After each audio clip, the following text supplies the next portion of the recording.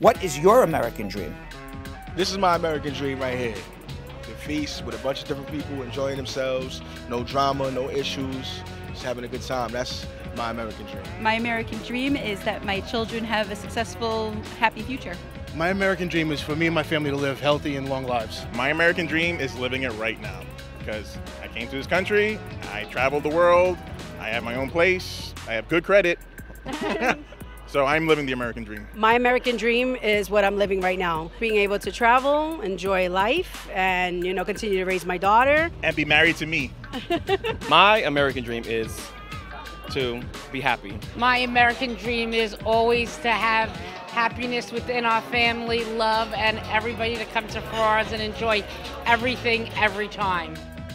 Everyone has a right to the American dream.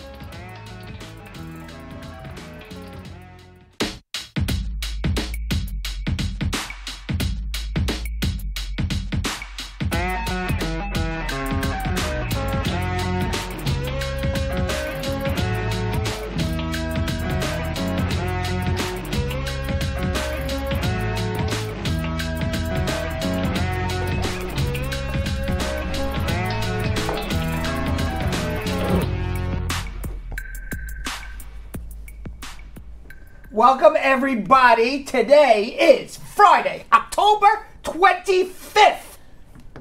Friday. 25th. 25th. Camera's not on you, Belgium Kim. She's just shaking her head anyway. I know, because it was for you, not for the people. Thank you very much. Because I was looking at you, and perhaps you thought I thought maybe it was a wrong day. Yeah, surely you would never not know what date it is. Surely I always know most things related to immigration, and I know very few things related outside of immigration. Okay. Really. It's called an idiot savant, Jonathan. The Rain Man of immigration is what you're calling yourself? I don't believe that, though. I think you're selling yourself short. I know about a lot of things. Yeah. Actually. And I know enough about a lot of things that we need to say hello to the Brad Squad, who watches us every day in and out, and loves us as much as we love them. There we go. Man. Do you know who came and visited us from the Brad Squad today, Jonathan? I heard, and I missed her. Just call me, otherwise known as Jessica Leeby. I was going to say, who's just call me now? Just call me. Jessica Leeby came and said hello, and I'm not sure, I think she was just passing by. Oh, is that what happened? I think so, because I was in Starbucks, and Belgium Kim came running down to Starbucks. Brad! Really? Jessica Leeby! Jessica Leeby is in the studio! That is exactly what happened. I was actually on my way. I almost spilled my Starbucks on me. That is exactly what happened. And I was on my way down and got a text that was like, she's here. And I was already there. Then I saw Brad. I was like, Brad, we have to go back. I know. Belgium Kim was so excited. I was frantic. And there we are. There's a picture of us with Jessica Leeby in the middle. Whole team. It was very nice. It's always nice to meet someone from the Brad Squad. Where's my floating head? Y'all could have just thrown a head on. Let me say hello to Mia Montauk, Abigail Taylor Watson's in the house. A guy by the name of Jonathan Elias in capital letters saying Squad Up Family. Suzanne Johnson, Lynn Brown. Funny thing is with Jessica Leeby, I don't know if I've ever met her before in my life, but I felt I already knew her. Oh, I burst in through the door going, Jessica Leeby! Yeah, we knew each other. Ronald saying hello. Beverly German, Cece Mitchell, Abigail Taylor Watson. Prosper, Julian, Karen Saunders watching from down south. That's right. Hello, Karen. South Mia Montauk, how are you? Kennedy Roy, Lady Gaza, TK, Marjorie Thompson, Shio Domain. Hey. Says, good afternoon, Brad Squad. And I said Marjorie Thompson. Sandra Salidas says, Gow. What does Gow awesome mean? G-O-W awesome. Gow. Maybe how awesome. How awesome. How awesome. The G is kind of close to the H, right? It's right beside each other. So basically it's a typo. Yeah. Yes. Yeah, Got it. You just called someone out for their typo skills. Yes. That's rough. Back it up, Ricky, saying good evening, everybody. Ja Love saying hello. Cindy Albert, squad up, everybody. Ja Love saying hi to Brad, Kimmy, and Yo-Yo. What's up? Fiano Campbell, squad up. Tammy King, squad up. Happy Friday, everybody. We didn't wish everyone a happy Friday. I did.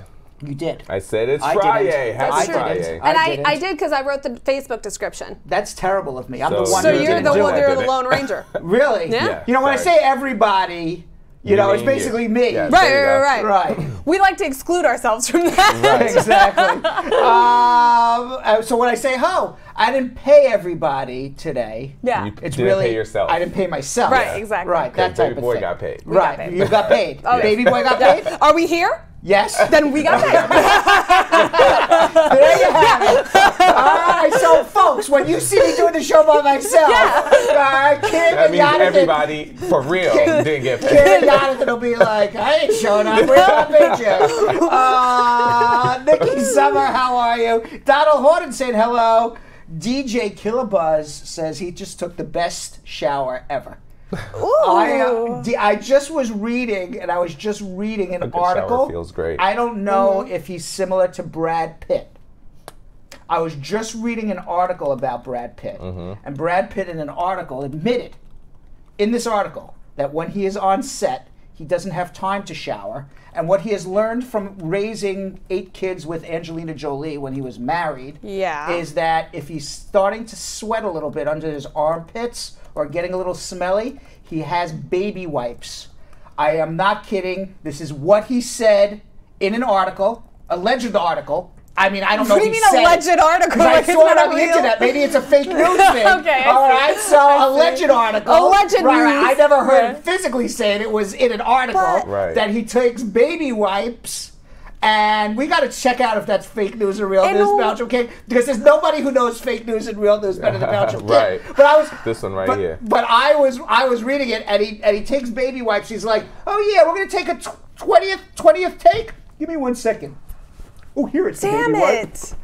You know, he goes like this, and found a Belge 10-year-old and Jilly Bean, who seems to know Brad Pitt, says it's absolutely true. So I don't know if DJ Killabuzz is a baby wipe armpit guy, or he just loves to take showers a lot, or I'm not sure, because he just said he took the best shower ever. I doubt the baby wipe would be a best shower. Okay, though. so this. And by the way, you did not, you Jonathan, have not nicknamed yourself Baby Boy after baby wipes, absolutely. No, not. okay. I'm just double checking. Baby just boy double checking. actually showers. For real. Isn't that really gross a little bit? That's absolutely disgusting. How is that unacceptable? So it's real. One of his co-stars on Inglourious Bastards said, like, apparently Brad Pitt sat next to him and Brad Pitt commented that he stank. And he was like, oh, I'm sorry, I didn't have time to shower. And Brad Pitt's big tip was like, man, just baby wipes. Baby wipes, man, baby wipes. What? This is unacceptable. Do not ever give someone advice to baby wipe themselves instead of showering. Take the 30 seconds to rinse. Exactly. It's such a quick rinse. Exactly. Men don't have long hair. You can put it up in a bun. There's no excuse here. I'm gonna tell you, BO is probably the worst thing that you can have around me. BO. Yes. Body odor. Yes. What do you mean have around you? Because you're gonna know that you stank. By the look of my face, if I don't tell you, you're gonna know. You're gonna feel really, really dirty inside. What kind of face do you make? I can't even tell you because I don't know. If I try to hide it, people will tell me that I made a face. All right, well, let me say hello to Mandy Singh. Well, I'm going to tell you something. If DJ Killabuzz was next to you, he just had a great shower. He just had a great I feel like he had. I mean, a great shower is something to brag about. Yes, he had a great shower. And right? And Lady Gaga TK just invited Yo-Yo into hers. And wait, I don't. And by the way, what DJ Killabuzz was stranger. He's making stranger and stranger comments as we go along. After his great shower, he just walked out of his great shower. He says, "I'm starting to see some results." Yeah, he is. Wait. What kind of results is he seeing after the shower? The hygienic kind. The hygienic kind. You get more dates? Have you been switching to a different body wash? I don't know. That good smell? I don't know. Harpo Singh Cinema saying hello, Prosper Ikachuku. Dave Rachaya saying hello. Also, Atifa Dress says, I love my favorite show. Yeah. Woo, woo, woo, woo. That's right. Now, Belgium Kim, Jonathan Yo-Yo Elias. Yeah. Lots of people who are watching at this very moment love our show. They do. They love it. Can't blame them. They love it. They love it. They love it. Mm-hmm. Now, and I can't blame them. No. Because I'm going to tell you something. Yeah. Last night, yeah, I woke up at about 5 in the morning. Mm-hmm. As one does. As one does. I woke up in a deep sweat. Mm-hmm. So I feel a little ill. I'm a little under the weather. It's going around, It's going around. So I was in a deep sweat. Yeah. Sweating out my illness. Right. And I said, you know what? There's nothing better to sweat out your illness than watching a great rerun of Bradshaw Live. There you Nothing go. better. All right, so I watched last night's show. And I have to tell you something. I don't watch the shows all the time because here you are doing it 2 hours, and I'm a lawyer during the day. Right. But I sat there from 5 a.m. to 7 a.m. Really? sweating and chilling. You know, because you go to sweats, chill, Oh, sweats, chill. I hate that. And I was under the covers with my little telephone.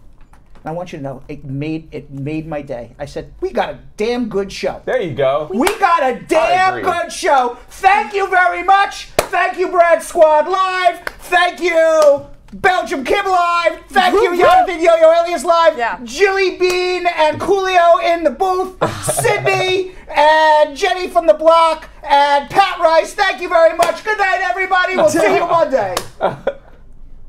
And Julian and Karen, who's out sick. Oh, right. Okay. All right, everybody, we're back live again. Belgium Kim, Jonathan Yo-Yo Elias. Jill is yelling in my ear. You can't end the show now. We have a lot to do still. She's right. Yes. So why don't you tell everybody how to share? Okay, family. I'm so sorry. The Kinda first. confused. By the way, was any of that in our notes today? Absolutely none of No, it, Brad. no, We have no. yet to technically start the show. But we're going to start that bad boy right now. The first thing that you guys need to do to make sure that you are the most active member that you can be is to join the Brad Show Live Brad Squad. It's a Facebook group only on Facebook, and you can join it by following the link in the comments right now. Jonathan and I are going to be standing by waiting to accept your follow requests. And what that group is going to do is allow you to be one of the first 5 people that ask their questions in that group every single day. Those humans are the only humans who know for a fact their questions are going to get answered during social media check-in. So make sure to become an official member of the Brad Show Live Brad Squad and post your question in there first thing in the morning. Also, please, family, make sure that you've liked our page and hit that little button. Share in a variety of ways. And right before we start answering your questions, we're going to tell you to start some watch parties. But for right now, send that in some DMs and send it into people's walls. You can also, of course, always make sure to let us all know all your thoughts and feelings. And if you've got immigration questions, you better be leaving them right By the way, just for edification. Edification. Yeah, edification. Carol Anderson, the Tiger, says, "What is going on, Brad? You leaving the show? You can't." Oh. It's Friday, Carol. Psych. We're doing a show. Don't worry. Psych. Psych. Exactly. It's Psych Out Friday. He's putting the yay in Friday, y'all. That's right.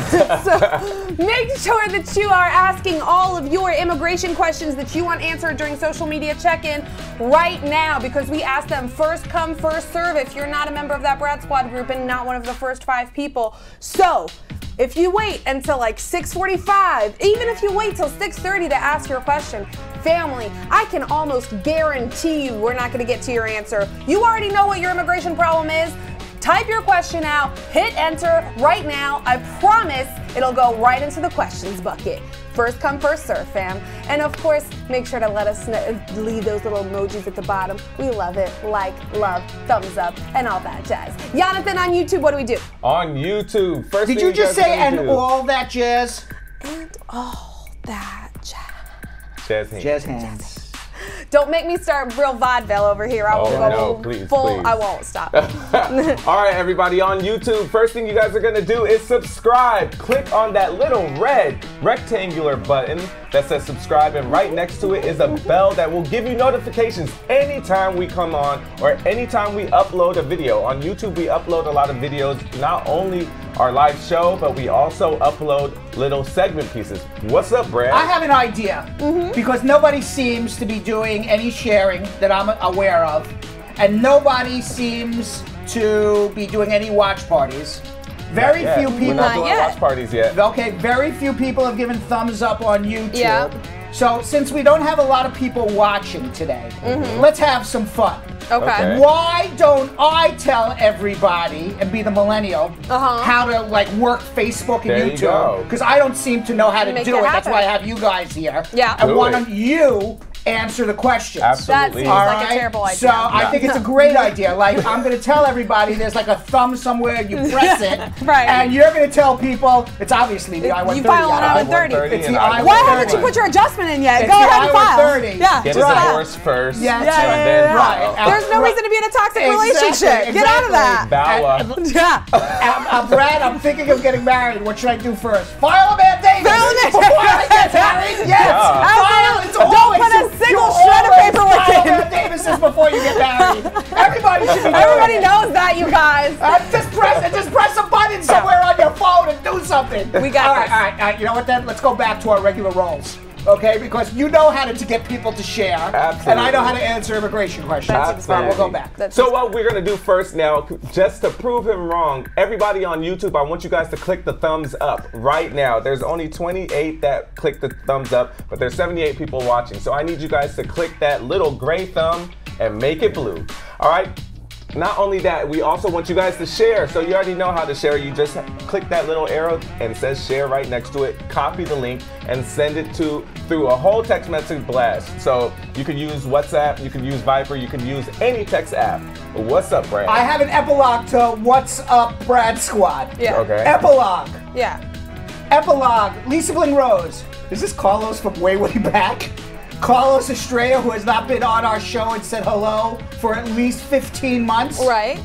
He's back. He's back? He's back. That's actually hilarious because a person in YouTube asked a question and then someone else said, Syed Kasim from Pakistan? Please answer. Syed, tell us if you're the person who knows Atif Idris. That's amazing. We're getting people coming back after a year. Sorry, There we we got go. small All right, we world. wanted to get to the epilogue So of maybe High it's Brad because people Squad. are actually sharing. That's how Maybe. it's working. All right, Right. so please click the thumbs up. Click the little arrow to share. Share to anybody that you know might need any help. Make sure you put all your questions in the comment section, like right now. This is the only time that you can probably get a bigger guarantee that we're gonna ask those questions, because later on in the show it's gonna be too late. All right. So now this is what you guys have been waiting for. This is where we schmooze with Brad. All right. So it was an unfortunate day. We lost a great leader who we buried today. Baltimore's Elijah Cummings, who was a civil rights leader, rose to fame as a civil rights leader down in Maryland, became a congressman, and led the one of the top Democrats in the Congress, led one of the impeachment drives from his committee against Donald Trump. And unfortunately, he passed away this week. His funeral was today. He was eulogized as a leader with a fiery moral conviction of an Old Testament prophet, and it brought former presidents, both Clinton and Obama, and ordinary people alike, to the Baltimore church where the congressman worshipped for 4 decades. Wow. Now, former Secretary of State Hillary Clinton eulogized him as well. She said, "Our Elijah was a fierce champion of truth, justice, and kindness in every part of his life." Absolutely. House Speaker Nancy Pelosi, who actually attended 2 funerals today, because her brother, who used to be the former mayor of Baltimore, died and was buried today as well. Jeez. Yes, so she went to her brother's funeral. Oh my gosh. And then subsequently went to Elijah Cummings' funeral, Oh my where she God. spoke after burying her brother brother. earlier Oh my today. goodness. And she said, "Our Elijah always made a seat at the table for others." Former President Barack Obama recalled Cummings' humble beginnings, saying, "His life validates the things we tell ourselves about what's possible in this country. Not guaranteed, but possible." Correct. Because there is nothing guaranteed in life. Nobody's handing you anything in this country. Yep. But I still believe, and this is why we do this show, because we talk about the American dream, and I do believe that anything is possible. Certain people have more roadblocks before them than others, but here is a perfect example of somebody who rose from an ordinary human being to be an enormous, famous, influential civil rights leader and congressman, and gets all of these dignitaries to come to his funeral and eulogize him. It's a sad, sad loss. Absolutely. Now, Cummings served as congressman from 1996 until his death. Now, he had long-standing health problems. I don't know was it ever reported Belgium came of Jonathan? What exactly he died of? Because I never saw what the report was. They didn't know. They didn't announce it, but I don't know if anything Now, updated. attesting to the kind of public servant that Elijah Cummings was, his staffers rushed documents to his home as he laid on his deathbed. Yeah. And he signed 2 subpoenas for documents related to a temporary end to a policy change that allowed some immigrants with severe health issues to remain in the United States. So even at the very, very end, hours before his passing, when most likely, I wasn't there, but most likely he's weak, frail, in pain. Right, yeah. That's Still following through on his job duties, still trying to help others. Wow. Now, his body lied in state at the U.S. Capitol up until today, at his burial. He is the first African American to lie in state at the United States Capitol, a tribute reserved for government officials and military officers only. Now, Cummings' widow, Maya Rocky Moore Cummings, said her humble husband would have objected to lying in state in the Congress, in the Capitol, but she added that was a necessary part of his funeral. Absolutely. Earning a standing ovation from the crowd at his funeral, she said, "We need to make sure that he went out with respect and the dignity that he deserved. This was a man of the utmost integrity. Do you hear me? He wanted to make sure that we left a society worthy of our children." She also added that the last few months of Trump's attacks on her husband were not easy because he felt it very deeply. Oh, wow. And Trump, and nobody realized, maybe even Trump didn't realize, or maybe he did. Yeah. I'm sure he did. Of course. Because he knew, because I didn't know he was sick. So Cummings I was not, because it was not in the news that he was a sick man. At least I certainly didn't see anything, in the headlines that he was a sick man. So, and Trump was railing on him. Absolutely. As the man was losing his life. Yeah. The Baltimore Sun reported that he did have a medical procedure, but that was only going to keep him away for about a week. They don't know what it was for, but he has been treated for heart and knee issues in the past. So now he didn't die of a knee problem, obviously. No, but he's been of heart if he has a heart condition. Because if you die of a knee problem, I would have been dead 50 years well, ago. Probably not, but he has been treated in the past for heart issues. Now, in honor of his memory, a retrospective video of him talking about his father wiping away tears while watching his son being sworn in has gone viral. In the video, Cummings recalls asking his father why he was crying during his ceremony. Let's watch. "Isn't this a place that they used to call us chattel?" I said, yes, sir. He said, "When I think about you being sworn in today," he said, "now I see what I could have been." Now, his parents were sharecroppers. Wow. So his father was not able to reach the level of his son Elijah. Right. Felt he was able to. Maybe he could have been a lawyer. Maybe he could have himself been a civil rights leader. He was born at the wrong time. So the father was crying when he saw that his son had finally broken through that ceiling and was able to be a success in America despite all of the roadblocks put in front of people of color. Absolutely. That's so powerful. Now, after a school counselor told him he didn't read or speak well enough to become a lawyer, this is Cummings' father. He had a drive to succeed and eventually. I'm sorry. This is Cummings. Yeah. Cummings did not speak well to become a lawyer. He gave him a drive to succeed. And he eventually practiced law. He became a lawyer. He became a judge. And he went on to become one of the most prominent figures in the political landscape. Now, House GOP leader Kevin McCarthy of California, at least we have a Republican saying something nice. Saying something, yeah. In honor of the late congressman last week on the House floor said, "Chairman Cummings had an enormous presence. Every time we spoke of selecting an individual who can rise to the occasion to be in debate with him, we would look for somebody who was strong. And every time someone was selected, they'd come back to be a very best friend of Elijah Cummings." Yeah. I've read that many times. Many people have said that. I've actually read that, that he was best friends with people on both sides of the aisle. Right. Yeah. He was extraordinarily well respected despite political opinions where people differ. That's huge. Jim Jordan on his on the Oversight Committee, the Republican counterpart on the Oversight Committee, they're besties. Like their families spend holidays together. And Jim Jordan's the guy who's leading the charge, saying that this is a witch hunt against Trump. Right. Unbelievable. Meanwhile, Representative, which shows two things: the respect that Elijah Cummings had, Exactly, and also what a joke politics is. They don't take it seriously. They don't even take it seriously. Yeah. So I mean, it goes both ways. Yeah. Now, Representative Hakeem Jeffries of New York, the House's Democratic Caucus chairman and a fellow member of the Congressional Black Caucus, he tweeted, he spoke truth to power, defended the disenfranchised, and represented West Baltimore with strength and dignity. Congress has lost a champion. Heaven has gained an angel of justice. May he forever #rest in peace. Oh. Wow.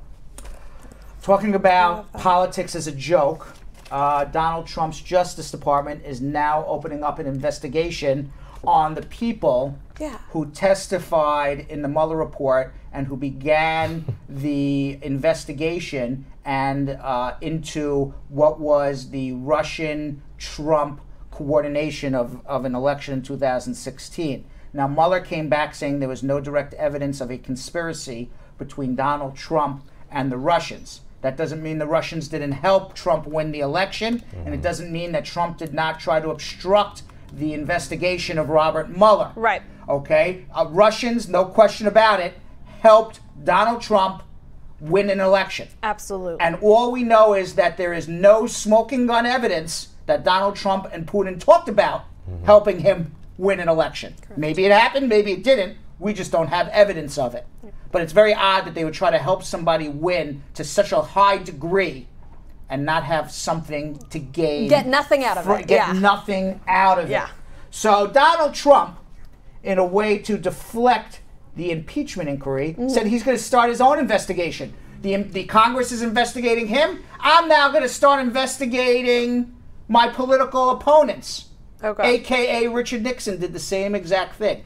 Look where look where he ended up. Hopefully in the same place Donald Trump. Now Donald Trump has hired a prosecutor. His name is John Durham, and he has given him the power to subpoena witness testimony and documents, to convene a grand jury, and file criminal charges against anybody who said anything in a criminal nature in this Russian investigation by Robert Mueller. The opening of a criminal investigation is likely to raise alarms that Trump is using the Justice Department to go after his enemies. Now, Trump, if you remember, fired James Comey, the FBI director, under whose watch agents opened the Russia inquiry, and has long assailed other top law enforcement intelligence officers.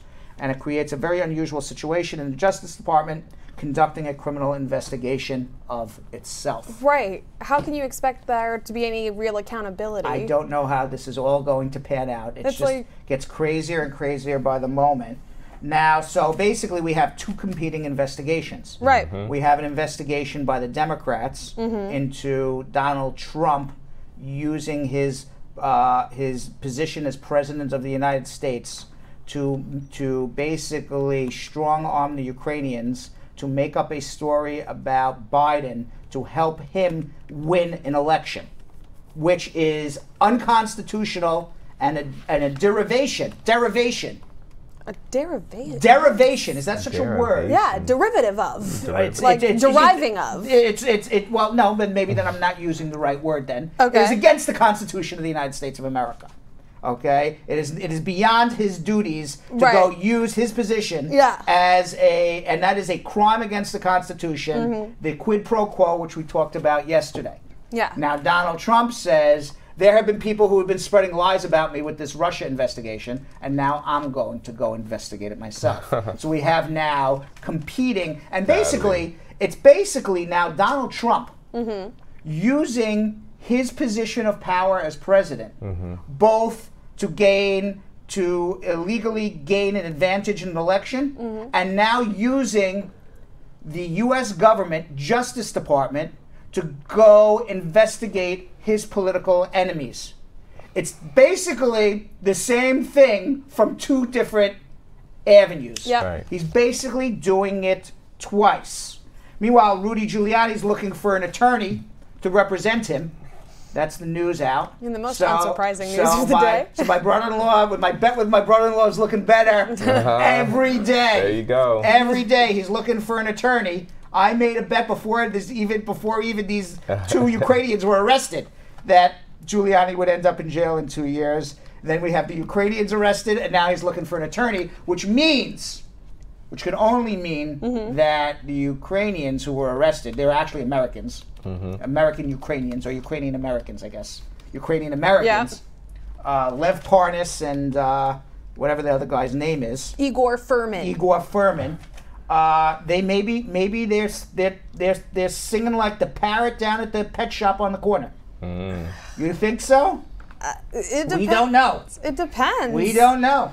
We don't know. Not if they're saying executive privilege and some of the things they have. That's a little scary. I don't know. Meanwhile, Donald Trump, after basically saying to the Kurds, "Go F yourself." Right. The Kurds, who were our friends, who were helping to detain ISIS, they were basically doing our job in Syria because Trump did, and Obama, it started with Obama, but also Trump didn't want to put American troops in the line of fire. Right. So we basically hired the Kurdish army to go fight ISIS for us. And after they defeated ISIS, and Trump said, we don't need them anymore. But meanwhile, they're jailing a lot of ISIS fighters who have now been released from jail. Right. We don't know where those ISIS fighters have gone. Turkey now went and attacked the Kurds, advanced into Syria, has destroyed many of the areas where the Kurds were living. We don't know for a fact what is going on in the ground there. There's not a lot of news reports of what's going on in the ground there. But now, after Turkey has gained an advantage in Syria, Trump says, okay, we gave them the advantage. I now brokered a ceasefire. Okay? It's like basically saying, we're going to let you go rob the bank. Right. Open up the bank. Go rob it. You took your $100,000. You're now on the getaway. We'll let you keep it. Right. Right. Just don't rob the bank again. Right. That's exactly. That's basically what happened. Yeah. So, what else is happening? You know what? We're going to get to Exxon and climate on Monday. Okay. There's too much to talk about there. Fair. The migrant families that have been separated by Donald Trump, the government told the federal court on Thursday that more than 1,500 migrant families were forcibly separated by U.S. authorities before the Trump administration's zero-tolerance policy was fully implemented, meaning a total of at least 4,300 families were separated before a judge ordered officials to halt the controversial practice. You may remember Trump was trying to stop people from applying for asylum. Right. These were not people who were running across the border with babies. These were people who came to the border, applied for asylum properly, and after they applied for asylum, they said, okay, we're going to take your children one jail, and you're going to go to another jail. Right. And the reason why they did it is because there was a court order back from 25 years ago that said that the U.S. government cannot jail children for more than 25 days at a time. So many people, they were smart. They say, okay, well, if I go apply for asylum and I have my child with me, I know I'm getting out of jail in 25 days. Okay, so what they did was the government said, screw you, I'm going to take your child, I'm going to torture your child for the rest of his life, just so you can sit in jail and basically maybe you'll think twice about applying for asylum in the United States of America. Unbelievable. Now, complying with a court-approved demand from the American Civil Liberties Union to account for previously undisclosed family separations, the Trump administration told the U.S. District Court in San Diego that it has identified 1,556 migrant children that it is still separated from their parents, and they do not know where these parents or children are. The group said 207 of the newly identified children were separated from their parents. They were under 5 years old. Oh, my God. The ACLU does not know whether the newly identified 1,556 families have ever been reunited. Although some detained migrant families were separated under previous administrations, mostly when officials determined the parents posed a danger to their children. Right. The Trump administration utilized a different tool. It was zero tolerance. We don't care. You can be the most loving parent in the world. You're being separated from your child. Jeez. Some of the children were babies. Some of the children, the mother was breastfeeding. Wow. Now, after this public outcry, and it's beyond a public outcry, okay, it was beyond disgusting. I wish I knew the right word. Right. Judge Dana Sabrow, U.S. District of Southern California, ordered the administration in June 2018 to halt the practice. But now, according to figures disclosed through litigation, more than 2,800 children were separated. Approximately 1,000 migrant minors were separated from their parents after the judge ruled Trump to stop it. They still were doing it. Now, the separations revealed on Thursday had never been before disclosed by the government. That's terrifying. In other ridiculous Donald Trump news, on Wednesday, when he was speaking in Pittsburgh to the Shale Insight Conference. Right. Shale is the thing that we drill into the ground, then we go sideways, then we go down again, then we go sideways again, and we break it up, and we turn it into oil. Right. And now America's become the largest oil producer in the world behind Saudi Arabia, or maybe we've already overtaken Saudi Arabia. Really? Thanks to shale. Yeah, thanks to shale. Okay. Wow. Okay, and also thanks to shale, all of our environment is going down the tubes. Right. That's why we want to like drill in Alaska. And stuff. Correct. Okay. Because every time you break shale, when you break it in the ground, some bad stuff comes out. Getting released. Is getting released into the soil. So Donald Trump says, I am now going to go have a conversation to the shale producers, the people who are polluting our soil. Right. So what does he say? He says, we're building a wall on the border of New Mexico, and then we're going to build a wall in Colorado. A big, beautiful wall. In where? Colorado. A big one that really works, that you can't get over, you can't get under, and we're going to build a wall also in Texas. We're not building a wall in Kansas, but they get the benefit of all of those walls. We have a video. And we're building a wall in Colorado. We're building a beautiful wall, a big one that really works, that you can't get over, you can't get under. Apparently, he's under the false impression that the Bradshaw Live staff would like to go to Colorado to get some legal marijuana. He wants to build a wall so nobody could get there. It sounds like he's already gone to Colorado for that legal marijuana. Maybe. It sounds like he made a little pit stop on the way to that rally. I think so. Now, apparently, Governor Jared Polis, who is the governor of Colorado, he tweeted, there is no plans to build a wall in Colorado. This is awkward. Colorado doesn't border Mexico. Good thing Colorado now offers full daycare, kindergarten, so our kids can learn basic geography. Love that. We are going to build a wall in Colorado. It's going to be a big, beautiful wall. Nobody can get in. Nobody can get out. That's so why much. they call Colorado the flyover state. You fly over it to California. I saw I believe Senator Patrick Leahy ended up doing a rendering of what the wall would look like. Yeah, there we go. If you built it around New Mexico, and then he crossed out just the new in Mexico. So then Wednesday night, Trump tweeted this, kiddingly, we're building a wall in Colorado, then stating we're not building a wall in Kansas, but they get the benefit of the wall, referred to people in the very packed auditorium from Colorado and Kansas getting the benefit of the border wall.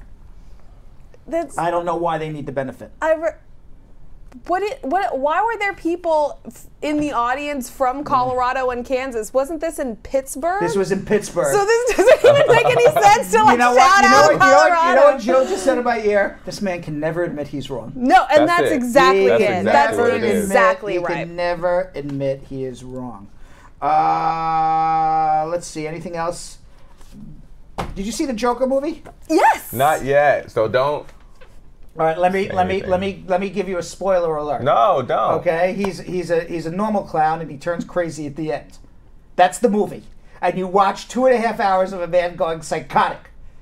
It's not a Batman movie. It's not. It is a that's psychological thriller. It is not an action movie. It was actually very disturbing to watch the entire movie. I heard it was very disturbing. It was very disturbing, and I did not enjoy my time watching it. Really? No. I heard it was amazing. I'm gonna watch it next week. It has sunk into, like, permeated into my brain. Every time I hear somebody making a cackle laugh, I'm like, ooh, that's the Joker. That's the Joker. Yeah. So meanwhile, in the iconic scene of the Joker, yes, he's dancing down these stairs in the Bronx. Right in the Bronx. Right. Nobody ever, right there he is. Nobody ever really walked up and down these stairs. It's actually scary stairs. People don't love going up and down these stairs. Right. But now it has become the largest one of the largest tourist attractions in New York City. They have their own Instagram hashtag with these stairs. People are taking pictures on these stairs, and it's called #Joker Stairs, and it's in High Bridge. Right? Yeah, in the Bronx. In the Bronx. And last week, New York Time Out posted an article encouraging Joker fans to check out the steps.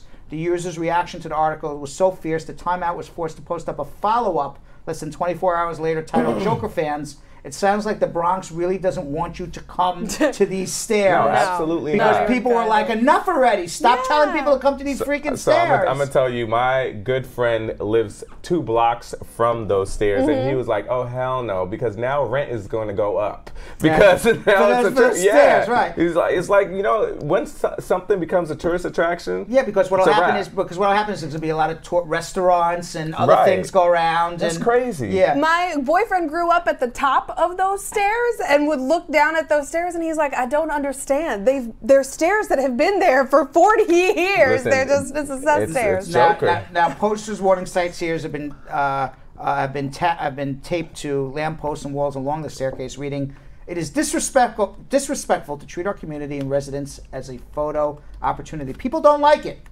The office of the Bronx Borough President Ruben Diaz stated on Twitter that they hope any visitors to the Bronx decide to spend some money while they're here in our local businesses and vendors. He wrote Siri 1. I don't know who's Siri 1, but he's somebody. He's a human being on Twitter. Said, please don't encourage people to come to the Bronx for this tomfoolery. Tomfoolery. Tomfoolery. That's a good underutilized. I haven't heard the word tomfoolery since I think I read a story about George Washington when I was 7 years old, and he cut down a cherry tree. I haven't heard such tomfoolery since then. Listen. I should get brought back. Meanwhile, satirist site The Onion also joined in on the fun, showing how far the craze can go with a photoshopped image of New York's iconic tourist buses flying down the stairs. So do you guys think it's disrespectful to use someone's neighborhood like that as a photo op? No, because I think all of New York City is personally, I don't. Okay, I live near Central Park. Yeah. People there's tourists everywhere. I walk down the street and people are saying, "Hey, you want to rent a bike? Do you want to go on the carriage ride? Do you want to go on to?" I'm like, dude, I live in New York. You're selling the wrong guy. Right. So to me, in my neighborhood, there's tourists everywhere. So, but then if you think about it, there aren't really any family-owned businesses in that neighborhood as well. But in the Bronx, there is. So that's what they were saying. If you're going to come here and use us as a photo op where our family grew up, then give money to our community as well. And I think they will, simply because they You think so? Yes, they got it. These little white girls that be going over there that never would step foot in the Bronx. Why? People don't need water. They don't need to eat. It's a long trip up there, and they're going to want to spend money and get food and everything. No, those girls hop in their Ubers. Exactly. They're like, get to the steps, drop me off right here. I'll tell you something. I used to have an office on 222nd Street. Okay, and it was lovely. I mean, it's beautiful. The Bronx is amazing. That's because you know about it. But right. if you go, it's lovely there. I would go out in the local stores and eat. Absolutely. I would go to the bodega and get a Diet Coke. You're also an immigration lawyer that helps immigrants. You're talking about and you were tourists working in that the Bronx. don't even live in New York, and all they know about the Bronx is it's the ghetto. So I am going in my Uber, taking my picture, and taking my Uber back to Manhattan. But it's not the ghetto. But when you go there, you realize it's not. Yeah, exactly. I don't think there's I don't know of an area in New York City. Maybe there is, and I haven't seen it. Wait, what you about to say? Where is there an area in New York City now that is like you would say, oh my God, this is the ghetto? A lot of the Bronx East Harlem? I don't know. And a lot of the Bronx as well. I don't know. I've been to most of New York. Sir, I wouldn't call it. I wouldn't even take you to the places where it is. I don't know. I've walked the streets almost everywhere. East New York and Brooklyn. I've walked the streets almost everywhere. I don't have a problem. Yeah. Hong Kong parking lot sells for $1 million. Does anybody care? Do we have a car in Hong Kong? No. I have no cars in Hong Kong. But why are they paying $1 million? All right, this is disgusting, Belgium, Kim. I don't think I did it. Did I do this? You may have. A Belgian restaurant is now serving drinking water recycled from its toilet. Shut the hell. Yes. Now, most tourists visiting Europe for the first time are surprised to find out that restaurants rarely offer free tap water, giving customers the option to only purchase bottled water. Right. But to highlight a new type of water purification system, a restaurant in Kern, Belgium. Kern, Belgium. Very close. Kim. Very close, How close to the is that to your hometown? Very close. It is on the Flemish side, and we do not mess with them. Very close to the hometown of Belgium, Kim. Yeah. has started serving its customers free drinking water recycled it's really close. from its That's toilets. stupid. That's Yes, so dumb. the water I'm sorry. served at the Guest restaurant in Kern. I think that's perhaps, so dumb. Perhaps as a public service announcement, I should announce to anybody visiting Belgium to avoid the Gust or restaurant in Kern. Gusto in Kern. Because you will be drinking somebody's piss. Don't do it. That's exactly what you'll be doing. They claim by using a complex That's so five-step dumb. purification system, starting with the strainer for the pasta. They They start with the strainer for the pasta, okay? So it's like you can't even get away from it. Like even if you don't drink it, it's still strained. This is how they start. They go with the strainer for the pasta, and they start straining out not some of the accurate. dirty water. That cannot And be then accurate. You don't even know it's in the pasta anymore. You're like, did I just order the pasta vongole, or what is this? Is this clams I'm eating? Is this clams? Or Is this clams I'm eating? Or, you know. I don't know. It's like, who would go and eat at a restaurant like that? Yeah, because they use it in their ice cubes. Now, so, like, you literally can't get away. In the restaurant's defense, we have to give the What? restaurant's Okay. defense. The defense. The representative from Gustu told the Belgian news channel that, quote, the water that results is too pure to be drinkable, so we added minerals to make it healthier. Wow. Yeah, so basically It's what straight up happened too is clean. it was too clean, so we decided to piss back in the water a second time. That's basically what he's saying. No, I don't know. This sounds inaccurate. It is This disgusting. sounds highly inaccurate. It still doesn't justify it. Like, It's too clean. Why would somebody invite somebody to a restaurant? Yeah. To eat in a restaurant and Yeah. say you're drinking piss water. Right. Even if it's purified. Right. I mean, you are hoping to have some real eco warriors in your town. Yes, guess that what? are like, that's right. There are other ways to be an eco-warrior. Like, you know what I mean? Belgian Get kid. paper straws or something. Don't. I have nothing to do with Does this make you want to change your name? No, I have nothing Does this to make do you with want this. to change your It name? sure No, would make me. I want to change your name to North Carolina Kim. No, that opens me up to far worse. Do you want to be North Carolina Kim? We'll give you this one chance. No. I'm gonna say if it's between Belgium or North Carolina, I'm gonna go Belgium. How about Washington Heights, Kim? Now it gets real problematic. All right, Belgium, Kim, Yazin, Yo-Yo, Elias. We have 134 people watching on Friday on Facebook. We have 155 people watching on Friday on YouTube. That's right. I'm about to get into the part of the show. This is called the meat and the potatoes of the show. Ooh, and the potatoes. This is the meat. Ooh. The potatoes is the social media check-in. Oh, okay. But this is Okay, the thank meat. you. Okay, yeah. This is the meat of the show. This is. If I like anybody should ever be doing a watch party, Yeah. at any point, if anybody should be pressing their thumb on a share button.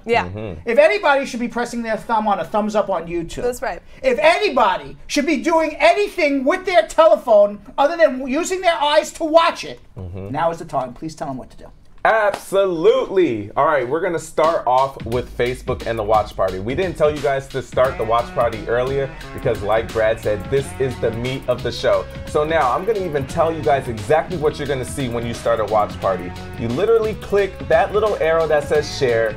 2 options down, it says start a watch party, and what it does, it tells you how many friends you have online. Right now, I have 330 friends online. So once I start that watch party, it will send a notification not only to those friends, but to all my friends in my friends list. But those specific 330 friends online, they will get, like, you guarantee that they will see it right now. So all you have to do is click that little arrow that says share. I want everybody on Facebook to do this right now and confirm in the comments once you do it.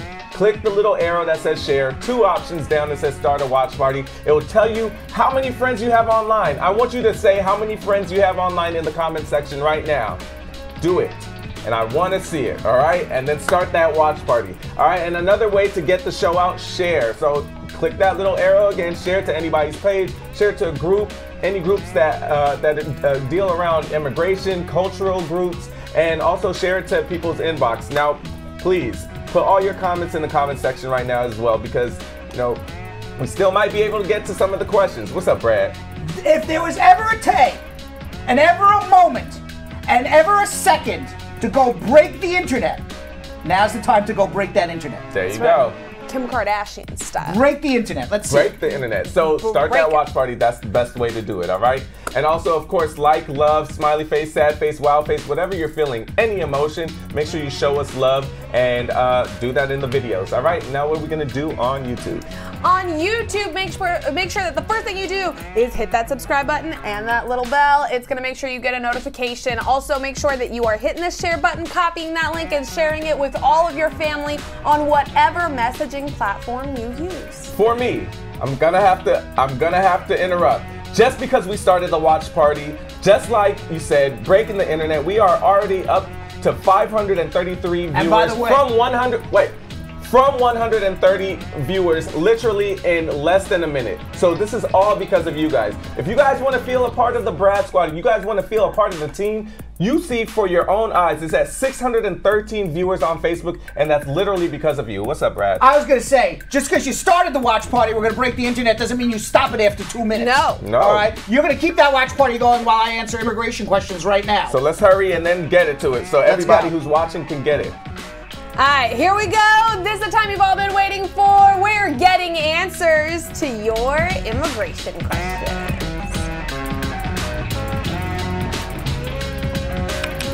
Shirley. Hi, Brad. Hi, Shirley. Good night. How are you? Hi, good evening, Brad. What's going on? Well, I have a very burning question here. Shirley, you can't be serious, Shirley. Yes, I am serious, Brad. Okay, what's going on? Well, my mother petitioned for me and my two sons in 2001. Your brother filed for you in 2001. No, my mother. Your mother. My mother. Yes, she petitioned for me and my two sons. Right. Okay. So the paperwork kept coming, and then when it was time to pay for the visa, paperwork only came for one son. They did not tell me why the older one over 21, maybe? He wasn't then. At the time, he wasn't 21. I don't know what happened because that was 20 years ago. But anyway, yeah. Well, my son, the second one now, we came up 2008, and we all three of us came up, but my older son came up on a visiting visa. And he has been here since. Have you filed? When did you petition for him? 2009. And the paperwork, he has a visa, but what they're doing, they're going to send him to do. They said chargeability Jamaica, meaning he has to go down there to get the interview. Has he overstayed his time on his visa? Yes, he did, because he's here 11 years now. Okay, so you can't send him down unless he gets a provisional waiver, or he's going to get stuck for 10 years. You know that. So can you get, at his age, can you get a provisional waiver? Absolutely, because you can get a provisional waiver as long as you have a mother, a father, or a spouse that's a resident or a citizen. So you are going to be the person who has hardship if he were to get stuck for 10 years. Or maybe he has a spouse as well, or maybe even a father here as well, too. But yes, you have to do the provisional waiver. It's based on hardship to you and a spouse, if he has a spouse, and hardship to a father, if he has a father here. You do that provisional waiver. The waiver waives the fact that he overstayed his visa, that he worked here out of status, basically waives a lot of immigration law violations, that he was present here unlawfully for more than 1 year. And then when he goes down to Jamaica, all of that's off the table. And he has to pass his medical exam, make sure he doesn't have drugs in his system. He has to be interviewed to make sure that you provided a proper affidavit of support. And he has to be interviewed to make sure that he doesn't have a criminal record or committed fraud. Makes it much easier. Most people who get provisional waivers, certainly from my office, return anywhere from 2 to 3 weeks after they go down. Okay, because I know because of his age, because he's now 35. It doesn't matter. You can still do it. Okay, Brad. Hold on. Let's go to Tamara in Waterbury, Connecticut. Tamara. Hi, Mr. Brad. How are you? Good. How you doing? I'm good. I just have a quick question related to I-130 and N-400. Yes. If it's filed in Texas Service Center, what would be the processing time for that? When it would be done? Well, who's sponsoring who? It's a U.S. citizen sponsoring for, it's actually me sponsoring for my sisters. For your sisters, when did you file for them? I'm going to file it. My husband is in the process of a job change, and I think it's going to be North Carolina, so that's why I'm asking. Okay, but you don't need to wait for your husband to change his job. File. It's going to take 10, 15 years, so just get it in already and then, put it away. Nobody should be selling their homes. Nobody should be quitting their jobs. It's going to take a very long time, but just file it now and put it away. No, my husband is in a job process where he's going in North Carolina, and I am planning to file for my sister. For your sister? Yes. Your husband moving to North Carolina and changing his job has nothing to do... Not changing his job, he's getting a job. Or getting a job, changing a job, not having a job, unemployed, employed, has absolutely nothing to do with you filing for your sister. The reason is because when you file for your sister, what you need to do is file as quickly as possible so you can establish a priority date for your sister. Once that priority date is established, that's the date in which the application is received by immigration, you're going to wait, or your sister's going to wait 10, 12, 14 years for her green card. That's what the processing time is now. Now, hopefully, over time, that will change. My belief is, at some point in the history of the United States of America in the future, we're going to get immigration reform. They're going to clean up all these backlogs, and they're going to give green cards to people who've been waiting years and years. Is it going to be under Trump? Is it going to be under the next president? I don't know. I'm not a fortune teller. Get the application filed and in. Your husband's job has nothing to do with it because you don't do an affidavit of support until the end of the case. So whether your husband's working today or not has nothing to do with whether or not you should be filing, because the affidavit of support will be done in 15 years from now if the laws remain the same. Okay, it was not about my husband's job. It was about the service center. That's what my main concern was. File it where you live right now. If you move, then you just do an AR-11 and change it. Okay. All right. But get it filed. I think I gave you more information than you needed, but the bottom line is get it filed, and when you move to North Carolina, you change your address. How's that for an answer? Thank you so much. You're very welcome. All right. I think I gave her more information than she needed. There you go. All right. Meanwhile, people are doing the watch parties, right? We're doing well on over 800. But we have not broken the internet yet. We break the internet when we get over 2,000. That was our high of last week, right? That was. Do you think we can break the internet today? It's Friday. I don't know. That's true. That's a big ask. Let's see. Why don't you ask quickly? Okay. Ask quickly, like in 30 seconds, so I can get to the next question. Can we break the internet? Let's find out by hitting share. Start a watch party right now, which will send a notification out to all of your friends. It's literally that little arrow and that little button that says share. Start a watch party and just do it, fam. That'll send a notification out to every single one of your friends and start your very own comment box. Here are the questions. Here are the answers. All right. So let's go to Kujimber in Los Angeles, California. Kujimber. Yes, sir. So I have a question. Yes. Yeah, my question is that I got married in 2016, and my wife, she's a U.S. citizen, and so is her child, so which is my stepdaughter. So. Kujimber. What happened to him? Kujimber. Yes. Okay, you go hear me? back. Now, yes. You got married in 2016 to your wife, and she has a daughter who is your stepchild, and then you disappeared on me.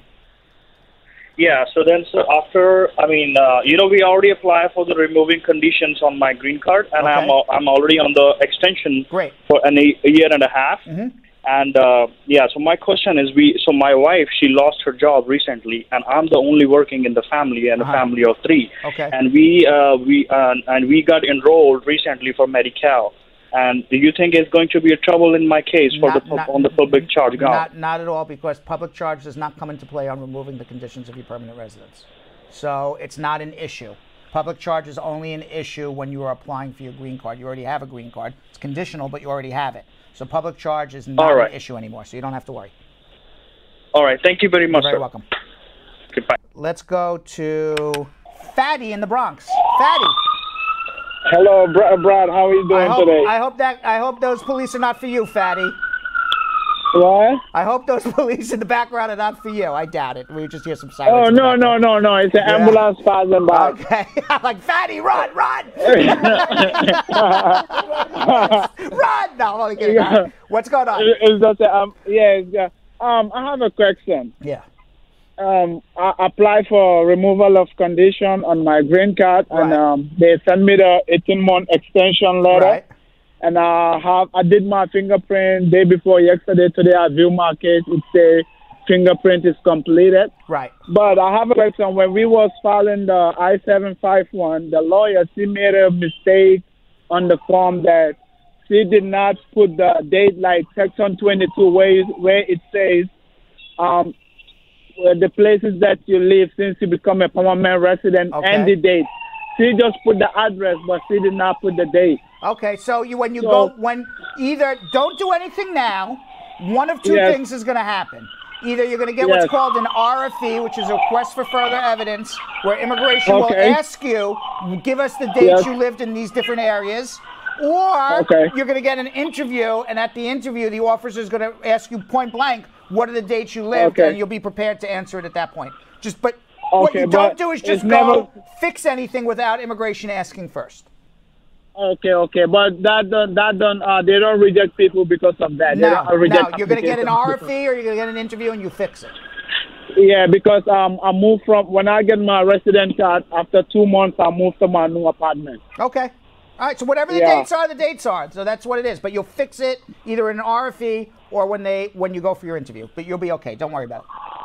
Okay, thank you so much, Brad. Best of May luck. God bless you. Bless you. All right. Let's go to Saddle. No, this is Saddlebrook, New Jersey. I don't know who this is. Somebody. Sam in Saddlebrook, New Jersey. Hello. Sam, how are you, Sam? Hi, sir. How are you? Good. What can I do to help you?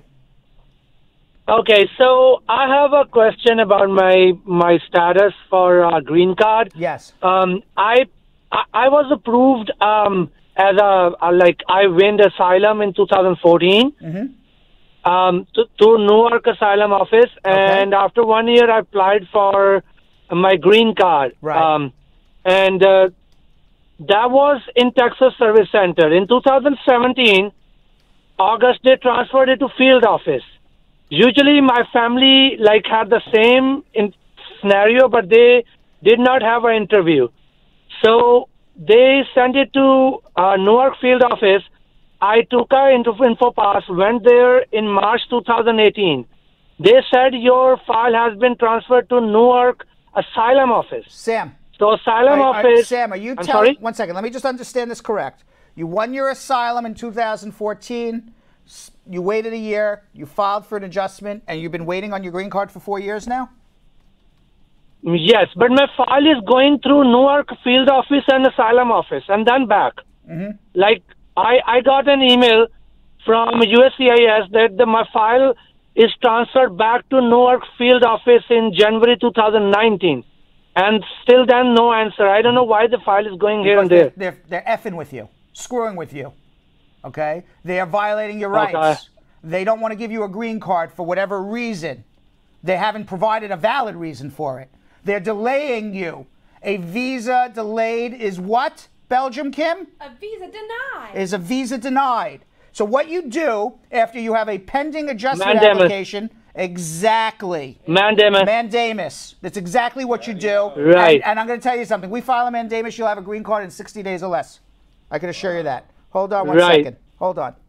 Let's go to Deborah in Atlanta, Georgia. Deborah. Hello. Hi, Deborah. Hi, how are you? Good. What's going on? I'm fine, thank you. My question is, I have a brother that came from Jamaica on a K-1 visa. He got married in time, right? But his wife didn't adjust his status as yet. But he also has been here for 3 years. Is he still married, living with his wife? What's going on? He's still married, and apparently, I'm not sure if she's having issues with having a joint sponsor or something, but they're having problems right now. I think they want to separate, and he wants to know if he could remarry. No, he cannot remarry, but he can file on his own for his green card as long as his wife signs an I-864, even if she doesn't provide any financial documentation, and then he could always get a second affidavit of support from somebody else. so he could file on his own. Yeah. The only thing he needs is a signed I-864 form by his wife. And then he files on his own under something called matter of cesse. So I think what he should do is come see us and let's see if, because otherwise, if you get remarried again, then he would have to do a provisional waiver, go home and come back. When you come on a K-1 fiance visa, you're either getting your green card through the spouse you were supposed to marry, or you are barred from adjusting your status. Okay, but can you repeat that one more time for me, what he need to do? File an adjustment where it says other, how are you able to file this adjustment? Other, you write matter of cesse, you get an I-864 affidavit of support signed by his spouse. This is all that's required under matter of cesse. And then he gets a second affidavit of support from somebody else. He would need a lawyer because a matter of cesse adjustment is not a simple thing. But that's the way he's supposed to do it. Okay. All right, so hold on one second. He should have a consultation. Let's go to Sam in Minneapolis, Minnesota. Sam. Hello. How are you? I'm good, sir. How are you? Good. Sir, I'm waiting for my consular processing in India, and my wife, she is disabled, and she is receiving FSI money. She never filed a tax return. And I have a co-sponsor on my friend, and he is a U.S. citizen and having kids, and he's making like $38,000 per year. And yeah, that's a question. And my second question is, you just gave me a statement. All right, you got it. You filed an adjustment. Your wife doesn't make enough, and you have a friend who makes $38,000 a year. What is your question? So can I file my tax return separate from my wife, so I can show them I will not become a public charge? No. Okay, two things. Number one, you have to file a joint tax return with your wife. Why? Because part of the requirements of getting a green card is showing that you have a financial relationship, a joint financial relationship with your wife, meaning you are subject, you agree to be subject to all the debts of the marriage, plus you agree to share in all of the assets of the marriage. And when you do something other than file a joint tax return, then what you are showing is that you are not having a financial relationship. As far as if you get a second affidavit of support from this gentleman who makes $38,000 a year, and you're asking me, is that enough? The answer is, I don't know how many people this gentleman has to support, how many other affidavits of support he did, how many people are dependents on his tax returns, and how many dependents you have in your household. I don't know He those got two kids. He got two kids, and I have one kid. All right, so he's a family of 4, you're a family of 3, so you're 7 people. $38,000 may not be enough. It would be very close. All right, so I would have a consultation. Okay, hold on. Okay. All right, because I would guess if I did the math, 3,500 times 7, Jonathan. 3,500. Oh no, it's like he's 3 and I am 3. Oh, so you're 6. Yeah. Okay, I thought you told me he had 2 kids. 3,500 times 6 is what? Times 7 is 24,000. Is 20 times 6 is 21,000. You add basically 21,000 to 19,000. You're right there at 30. You're like right on the cusp. So I would have a consultation to see if you make it or not. I mean, you're right there. Okay, so hold on one second. All right, you know what? We're going to take 1 or 2 more calls before we go to Janelle because we have a lot of people on hold. Okay, so let's go to Sam in Minneapolis, Minnesota. Sam. Well, Sam, you snooze, you lose. Let's go to Sepis in Tampa, Florida. Sepis. Yeah, please. I want to ask a question. Go ahead. Please. I'm a green card holder, and I want to file for my daughter. You know, I want to do it for my daughter. So, what I am filing for I-130. Right. That is exactly the document that I'm supposed to. Were you married? Were you married to the mother? No, I'm married. I'm married in the United States. I didn't ask you if you were married in the United States. I asked you if you were married to your daughter's mother. You were never married to her. Okay, because you were never married to your daughter's mother, you have to prove 2 things besides on the I-130. Number 1, you have to prove you are the biological father. That would be a birth certificate where it was issued at the time of her birth that lists you as the father, not something that you added your name on months or years later. If it was added on months or years later, you would have to take a blood test to show the DNA matches. Number 2, Number two, because you were never married to the mother, excuse me, because you were never married to the mother, you also have to prove that you have a bona fide parent-child relationship with your daughter. You support her, you have a relationship with her, you have pictures with her, you are part of your daughter's life. So you've got to prove both things to get the I-130 approved. Okay, so if I fill the form, so I'm come to submit it. So like I'll pay through money order or how Sepis. Based on everything that you've said to me so far, there's no way in, I don't want to use the word hell. No way, what's another nicer way to say it? No way in heck. No way in heck that you are going to get this case approved, because you have no idea how to prove a parent-child relationship, because you don't even know how to pay for a filing fee. So hold on one second, all right? Let's go. Oh, you know who's on hold? First Lady Hewitt from Fort Lauderdale. First Lady Hewitt, how are you?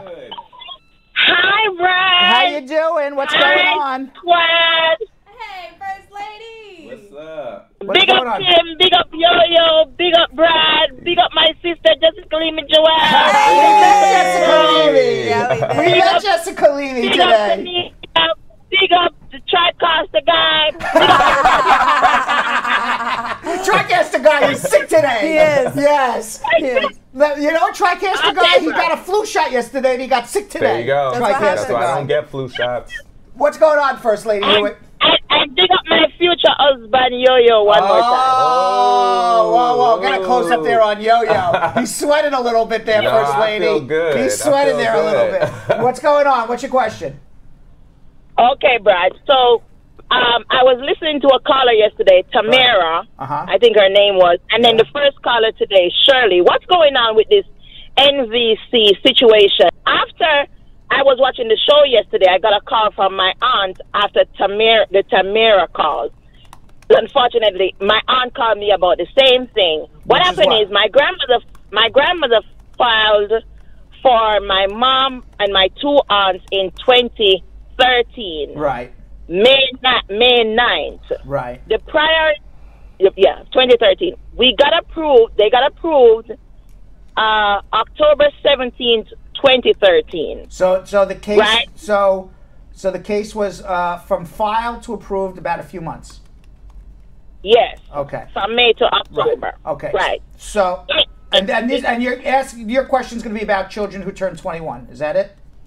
Yes, Okay, Brad. Because what happened is I the whole time watching your show, I didn't even know all this because I've been helping them out with the filing and stuff. Because my grandmother, she's 76, and I'm the only one she really has that's really close to her here in Florida. Right. So in 2018 last year, my grandmother and I called the NVC. That's when we found out that the case is ready to be processed. Right.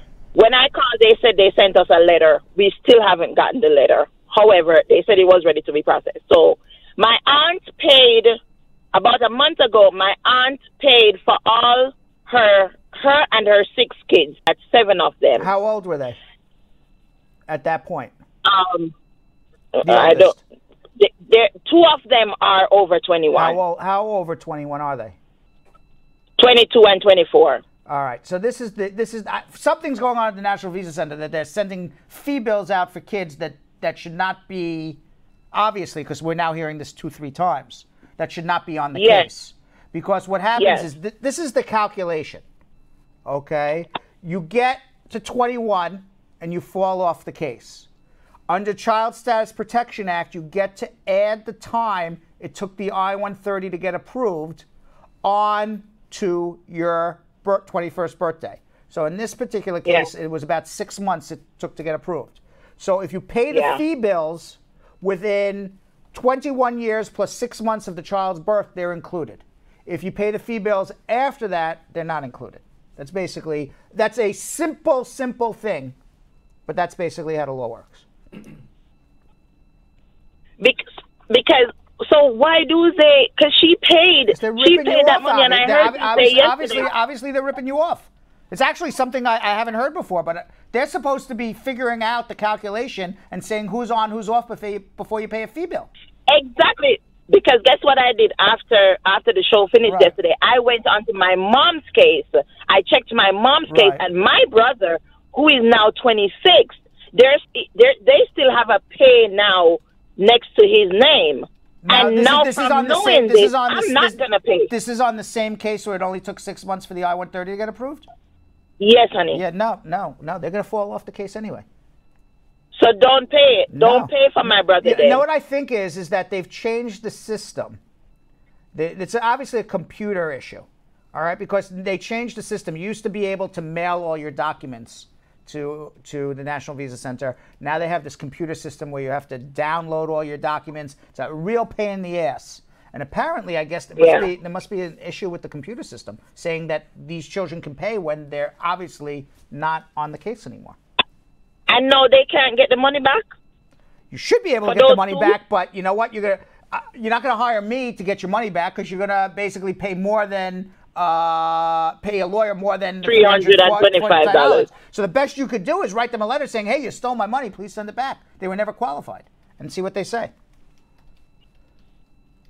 Oh man, that's messed up. Yeah, it is messed up. So what can I do for my brother now, Brad? Because my mom is gonna come, and now she will have to leave my brother, and she doesn't. My brother is 26. What can I do for him? After mom comes, she would have to turn around and file for him, and he'll wait another 4 or 5 years. Perhaps he can get sponsored in a job. I mean, you would have to have a consultation and figure out what other options he has. Or I could try and get him a visa.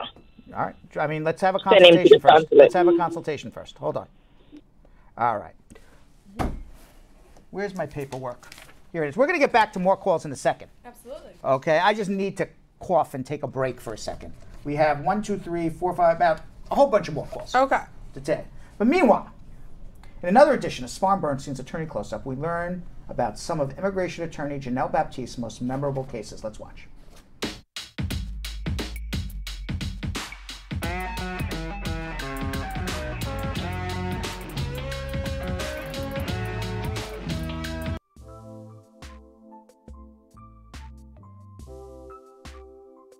So I have quite a few memorable cases, or cases that were particularly touching to me. One of them in particular was I had a client who was in removal proceedings because of a marriage-based adjustment case that went wrong. I was able to get her a green card in court, and she was someone that had been diagnosed with stage 4 cancer and really wanted to get her green card so she could go home to see her family in the Philippines before she passed.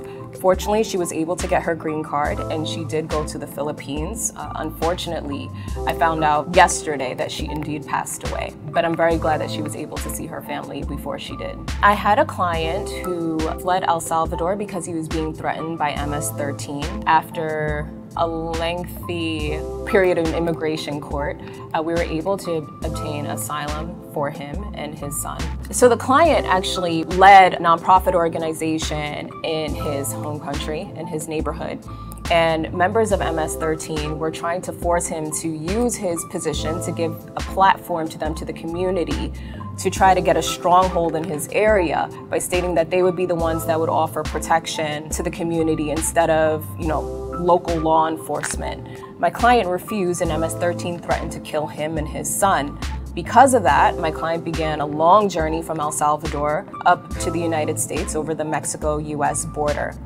When he entered the United States, he was detained by ICE and put into court proceedings. During the court proceedings, fortunately, we were able to get asylum for him and his son, and he was able to bring his wife to the United States. It makes me very happy to know that his family is safe and sound here in the United States, and that in some small way, I was able to be a part of that.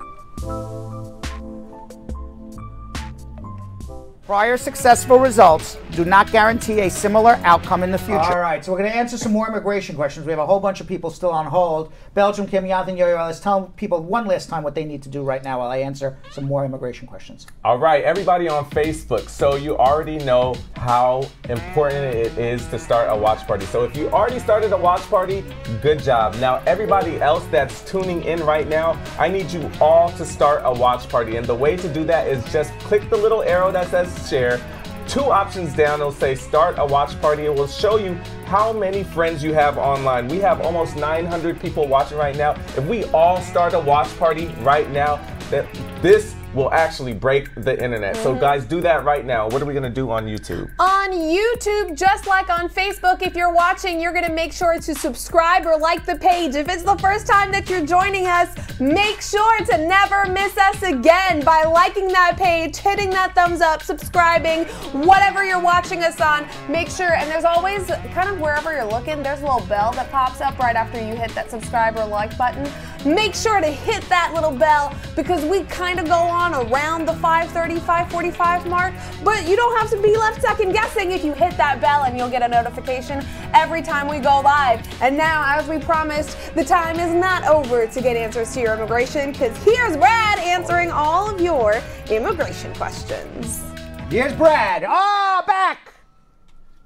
Are you sure they did a watch party? They did. Are you sure? Oh, Yes. Are we positive? Yes. Are we positive? All right, let's go to D-Nod. D-Nod in Boston, Massachusetts. D-Nod. Hello, sir. How are you? How are you? I'm good, thank you. Actually, I'm questioning. I came on F1 visa, and my OPD was expired. And later, I was out of status for about 4 months. Right. And now I'm married to a U.S. citizen, and I received my combo card last week. Great. So I wanted to travel, but the issue is like I was overstayed for 4 months. Travel. And Enjoy during your that trip.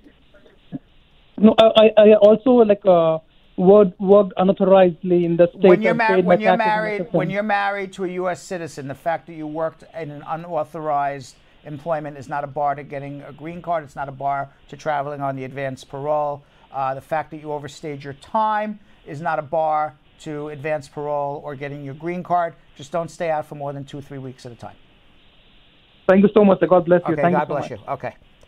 Let's go to Cher in Orlando, Florida. Cher. Hi, Brad. Hi, how are you, Cher? I am doing pretty good, thank you. What's going on? Quick question. I'm an LPR and I filed for my 2 children in January last year. Right. About 2 weeks ago, I got the approval notice. Great. One of them, yeah, thank you. One of the child was 18 at the time, one 13. But the notice now says that the petition was sent to the NBC for processing. What is the next step, and how long does that normally take? Well, if they're under 21, the next step is you should get fee bills immediately, pay them immediately, because that'll hold the kids under 21, and they should be getting green cards because the priority dates are current within the next few months, if all goes well. So, do they have to go back home? Are they here right now? Yes, they are here. And they have been here. They've been here from. How old is the 18-year-old? How old is the 18-year-old? What is the actual age of the older one? She's 19. She's gonna be 20 in a Okay, so few days. that one needs a provisional waiver. And the other one. And the other one does not. The other one you can go home and come back because there's no 10-year bar until you're 18. All right, you're going to need the help of a lawyer now. Hold on one second. Let's go to Gene in Fort Myers, Florida. Gene. Hello. How are you? Good. My mom is she's a green card holder. She filed a I-130 for her son on the 21. The priority date is January 9, 2019. On April, USCIS requests for more evidence. And on May 21st, so they received the evidence they were requested for. And then because the case is more than 2 years now, so and then it is still pending. So do you think it's time or it's too early to file a mandamus? How old is the child? It was 20. It was on the 21 when the application was filed. Are they over 21 now?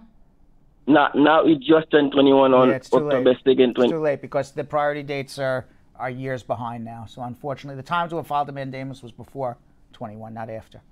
So just let it process. Let it process. Don't waste your money on it. So, but is it still protected under the child protection? Is the mother a U.S. citizen?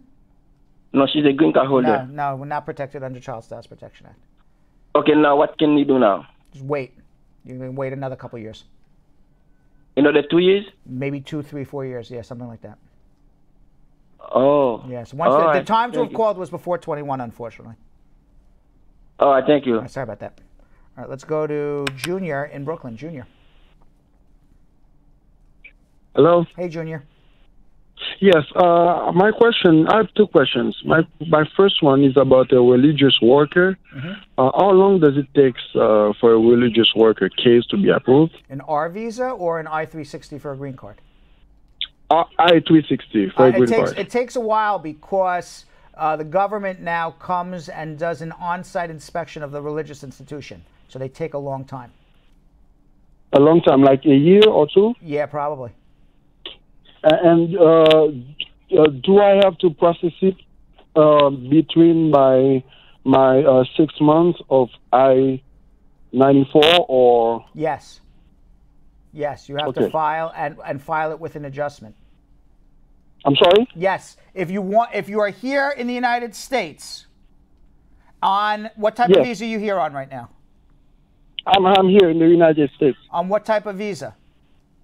Tourist visa. Okay, so you have to. What's your religious occupation?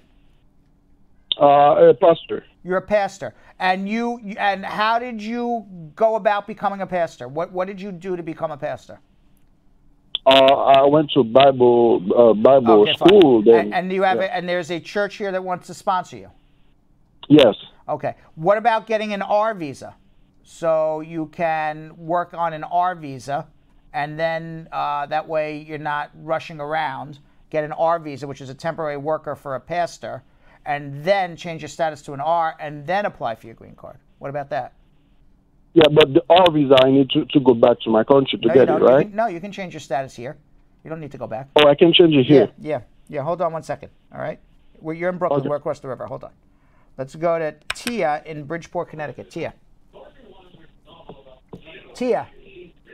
Hi, Brian. Good evening. Good evening. Okay, I was here on a B-12 visa, me and my daughter, from 2016. Yes. So I'm getting married within 2 months' time, but my spouse, he didn't file any tax. He filed 2015 tax in 2016, and from then he didn't file any more taxes, but he just started working in February. Okay. Can he petition for the both of us? Yeah, why not? You just may need a second affidavit support from someone else. Okay, and I'm now living in Bridgeport. I will be moving over. He lives in New York. Yeah, you got to live with him. I'm going to get married in Connecticut. Okay. But should I put in I should put my paperwork in New York, right? Where you're going to put your paperwork where you're living with him? Yes, I'm going to move over to New York. Okay, yeah, that's where it goes. Okay, but I need to help regarding the paperwork and all what I have to do because I know nothing about it. Well, then that's where I come in. Hold on 1 second. Let's go to James in Lanham, Maryland. James. Hi. How are you? Brad. Hello? Yes, go ahead. Yes. So I'm currently going through a security clearance, and in the application, I'm being requested to list all my siblings' name. So I have a sister that is living here currently with me here in the U.S., but she's on a expired visa. So I don't know if I list her name, if that's going to have an immigration impact. List her name, and you don't have to give an exact address. List her name, Jane, whatever her name is, New York, New York. You don't have to give the exact, come pick her up at 1 Main Street, apartment 7, but you can say Jane so-and-so in New York, New York. It's fine, or wherever she lives. Yeah, but in the form they are requesting for me to document some form of ID, maybe like I-94 arrival that will state what when form are you filling out? It's a TS top secret clearance. Okay, but that's not an immigration form. Yes. So the reason why I'm calling is because I just want to know if I list a name, if that's going to have like an immigration, impact on my No, but I would say lying on a top secret form, whatever you're filling out, would have an impact on you. So you better tell the truth. Okay. All right? Okay. All right. Let's go to Raja in San Francisco, California. Raja. Hey, Mr. Brad. How Good are you? afternoon, sir. Good. How are you? Good. How are you, sir? Good. What's going on? Good. Real quick question.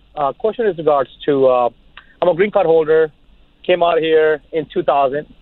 Got my green card in 2007 with my previous spouse. Right. And after 2 years, I got a renewal under VAWA through my attorney.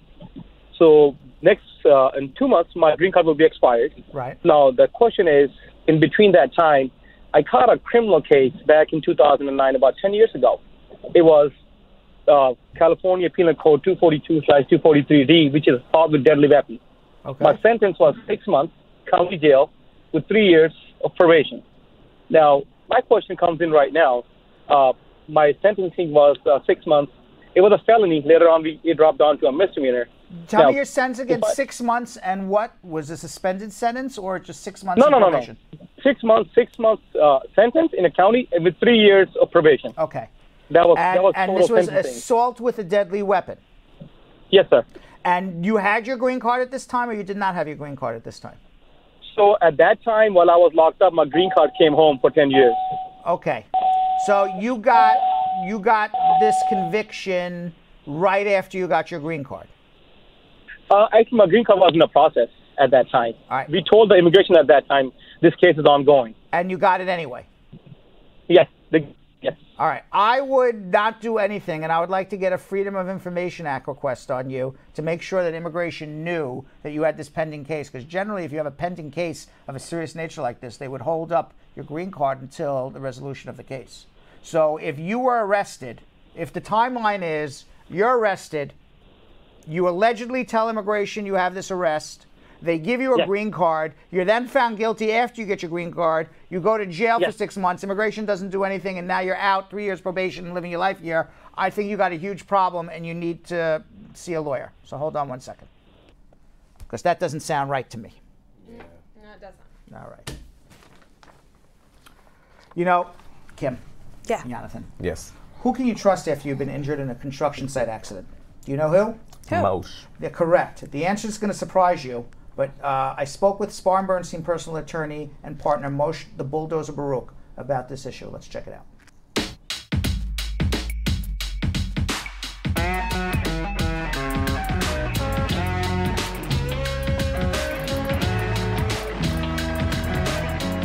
Every year, 10% of construction workers in the United States get injured on the job. According to the Census of Fatal Occupational Injuries in 2017 alone, 5,147 construction workers died on the job. When an accident leaves a construction worker incapacitated, they and their families lose the financial security they once had.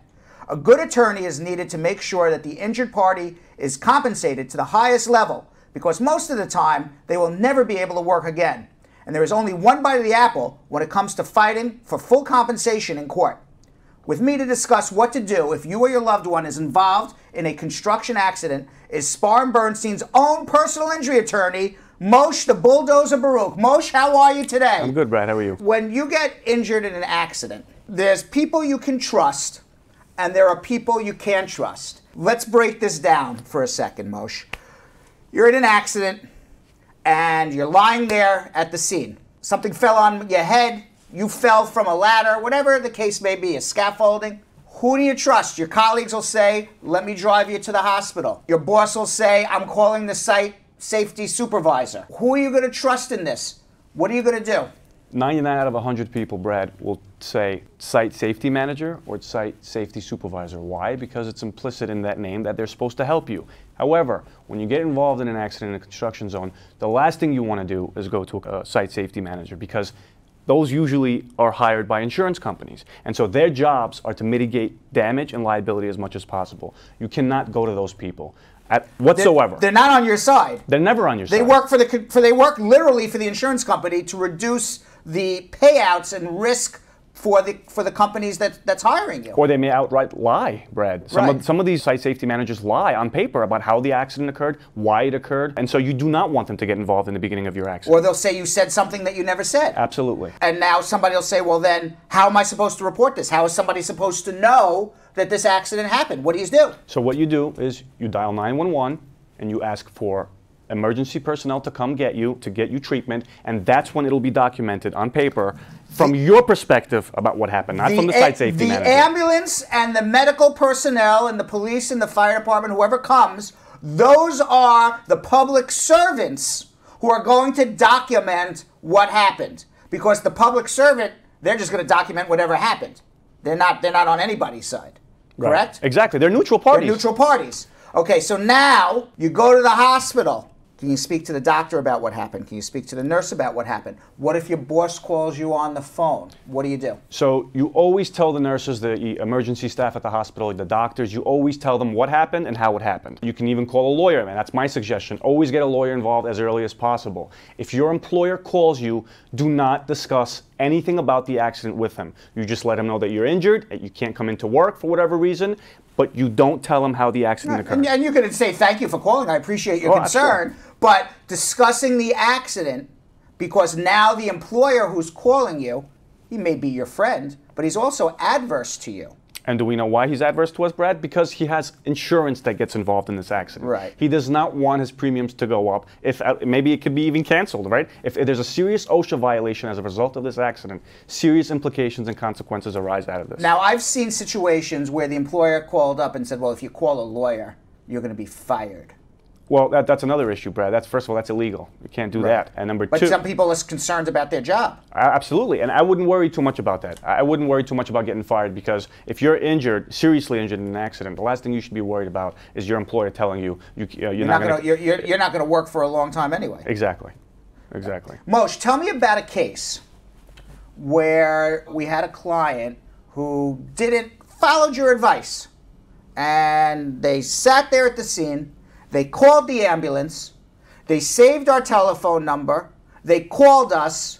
They didn't speak to the employer. They didn't speak to the site safety supervisor. They spoke to the doctor. They spoke to their attorneys here at Spar and Bernstein. Tell us about what happened. We had a prospect call us immediately after she fell. She had a plank fall on her. And at that moment, she called us. She called our hotline, and I immediately told her, I said, look, stay where you are. Don't do anything. And the funny thing is, she didn't even call the police yet. She called us directly first. She called the lawyer first. Exactly, and that's the right thing to do, because first of all, she was able to do it, which was great. And I told her, I said, sit where you are. What do you mean a plank fell on her? A plank fell on her. It was a gravity-related accident where it just literally fell on top of her head. And thankfully, she had a hard hat on. And so what happened was, when she called us, I said, look, put the phone down, take a video of your immediate surroundings, take some pictures, and then call the police and tell them that you're injured. And thank God she did exactly that, did not speak to the foreman. And the foreman's a big guy in these construction sites, because these are the people you're supposed to follow directions from. She didn't talk to the foreman. She didn't talk to the site safety manager, the supervisor. She called the police. The police came. The EMS noted everything down. We got everything. We created a case for her, and the case settled. How much did it settle for? The case settled for $2.5 million. Wow. Wow. All because she followed directions. She did what she had to do. And she's probably never going to work again, right? Unlikely. Unlikely to work As a construction worker, she won't work again. Well, that's amazing. It's an amazing result. Now, obviously, prior successful results don't guarantee a similar outcome. But I do have to tell everybody that, everybody out there knows somebody who works at a construction site, construction is happening everywhere. You'll walk down in New York City. There's rarely a block you walk down in New York City where there's no scaffolding to cover you from the rain. I don't even have to walk around with umbrellas anymore. So everybody knows somebody who's on a construction site. And God forbid you or your loved one or your friend gets injured. The difference between having a successful result from this injury and having an unsuccessful result is doing the right thing, following our instructions, and getting a good lawyer. Moshe, the bulldozer Baruch's a good lawyer. Save our telephone number. It's 1-800-529-5465. God forbid anything ever happens, you have our number saved. 1-800-529-5465. You call us immediately, 1-800-529-5465. Thanks, Moshe. Great job. You're welcome, Brad. Thank you. Prior successful results do not guarantee a similar outcome in the future. All right, we're going to do something we like to call social media check-in. By the way, on YouTube, we have a complaint. We do? Yes. Francia Jean says, whenever she asks a question, it never gets answered, ever. Is that true? We never answer her question? Now, listen, there's a if that's true, there's a super, super simple answer. And I think we all know the answer. And we are discriminating against her. No. That is not the answer. No. I'm making a joke. Obviously not. We don't like her. No, also not right. That's not also it either. not correct. Right. Also not correct. Do you have another guess, Brad? People whose names start with F. Yeah. We say F them. F them. No. That is not our policy. That is not the Francia. answer. Why don't we answer her question? Belgium, Kim, and Jonathan, Yo-Yo Ellis. We answer them in first come, first serve. And also, if you're not a part of the Brad Squad on the Brad Show Live Facebook page, then you won't get a guaranteed answer. So there's a simple thing. There's two whole things you can do. Francia Jean can do. Yeah. She can go and become a member of the Brad Squad on Facebook. Right. Ask her question there. It will be answered every time. Right. She can also start watching our show in the beginning, not become a member of the Brad Squad, and just ask her question right up front, not an hour and a half into the show, and it will also be answered every time. Pretty easy. That's so there is two no ways. discrimination. At all. There's no dislike of her. No, we don't. We don't know her. We don't even know her. We don't. We love all of our Brad Squad equally. We would never pick favorites. There it is. So there you Francia, you have your answer. Now you know. That's her answer. On Monday at 5:30 p.m. or first thing in the morning, you gotta post your question somewhere. Just post your question in the Brad Squad page first thing in the morning. Yeah, and just you wake will be up. the It's the first first thing you do. Good morning. Check my phone. What happened on Facebook? Post the question. Let's put the link Now you in know. the comment section. If you can put the link for the Facebook fan page in the comment section, click join right now and put in that question first thing Monday morning. You will get it.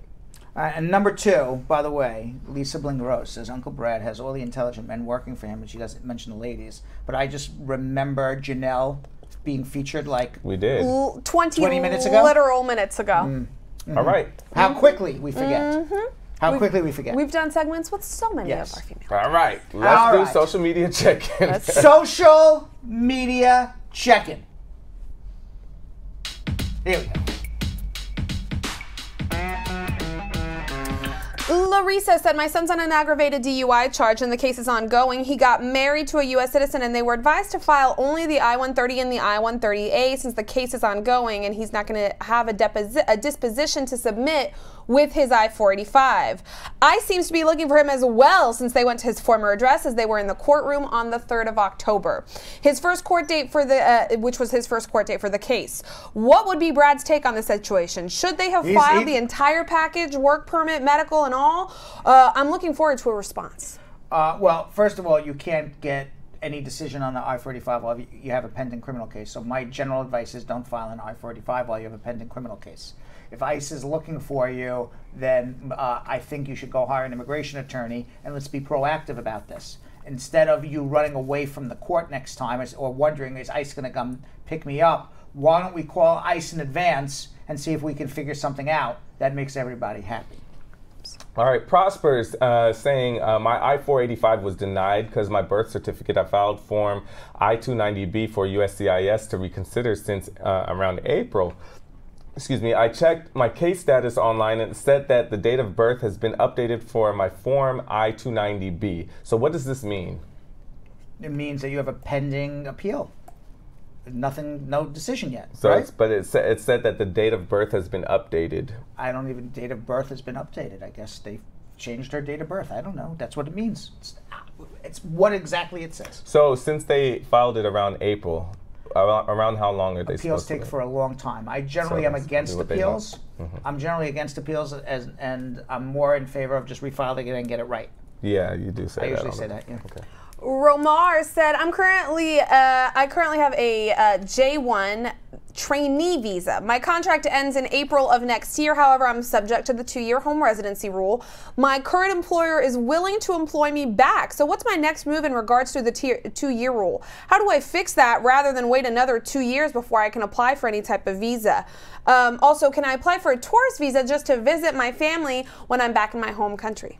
I think if your employer is willing to sponsor you, let them do a job sponsorship now. It takes about 2 years. Okay.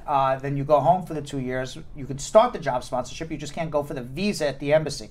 So by the time your job sponsorship is done, you've done your 2 years at home, you come back and work for the person and get your green card. Perfect. All right. The aging millennial. That's so real. Sheesh. I just saw something, by the way, Yeah. on Instagram talking about aging millennials. I know this is off subject, but I found it funny. Yeah. So since I found it funny, I'm going to talk about it. Okay. Let's find it now. There was a cartoon. Mhm. You tell me if this is correct or not. Let's see where it is. There was a cartoon. Yeah. Now, of course, I don't see it. And the cartoon, oh, I know where to find it. One second. It was in New York Magazine. There we go. So we're going to go to the cartoon in New York Magazine if we ever pop it up. And, of course, now I don't see. Ah, here it is. And they said how to tell the difference between an aging millennial and a young millennial. Yeah. Okay, you tell me if this is correct. This is All gonna right. hurt my back. Young millennials have less than 1,000 Instagram followers is bad. Learned coding in high school. Learned personal grooming from YouTube. Their first social media profile was Snapchat, and they lost their virginity to Usher. Okay. True or not true? There are some that are true. Old but not millennials. Almost none of those are true for Okay, me. old millennials, 500 Instagram followers is good. They have eyebrows. That's very impressive. They're low-key nostalgic for Blockbuster. They learned personal grooming from magazines. Their first social media profile was MySpace, and they lost their virginity to Usher.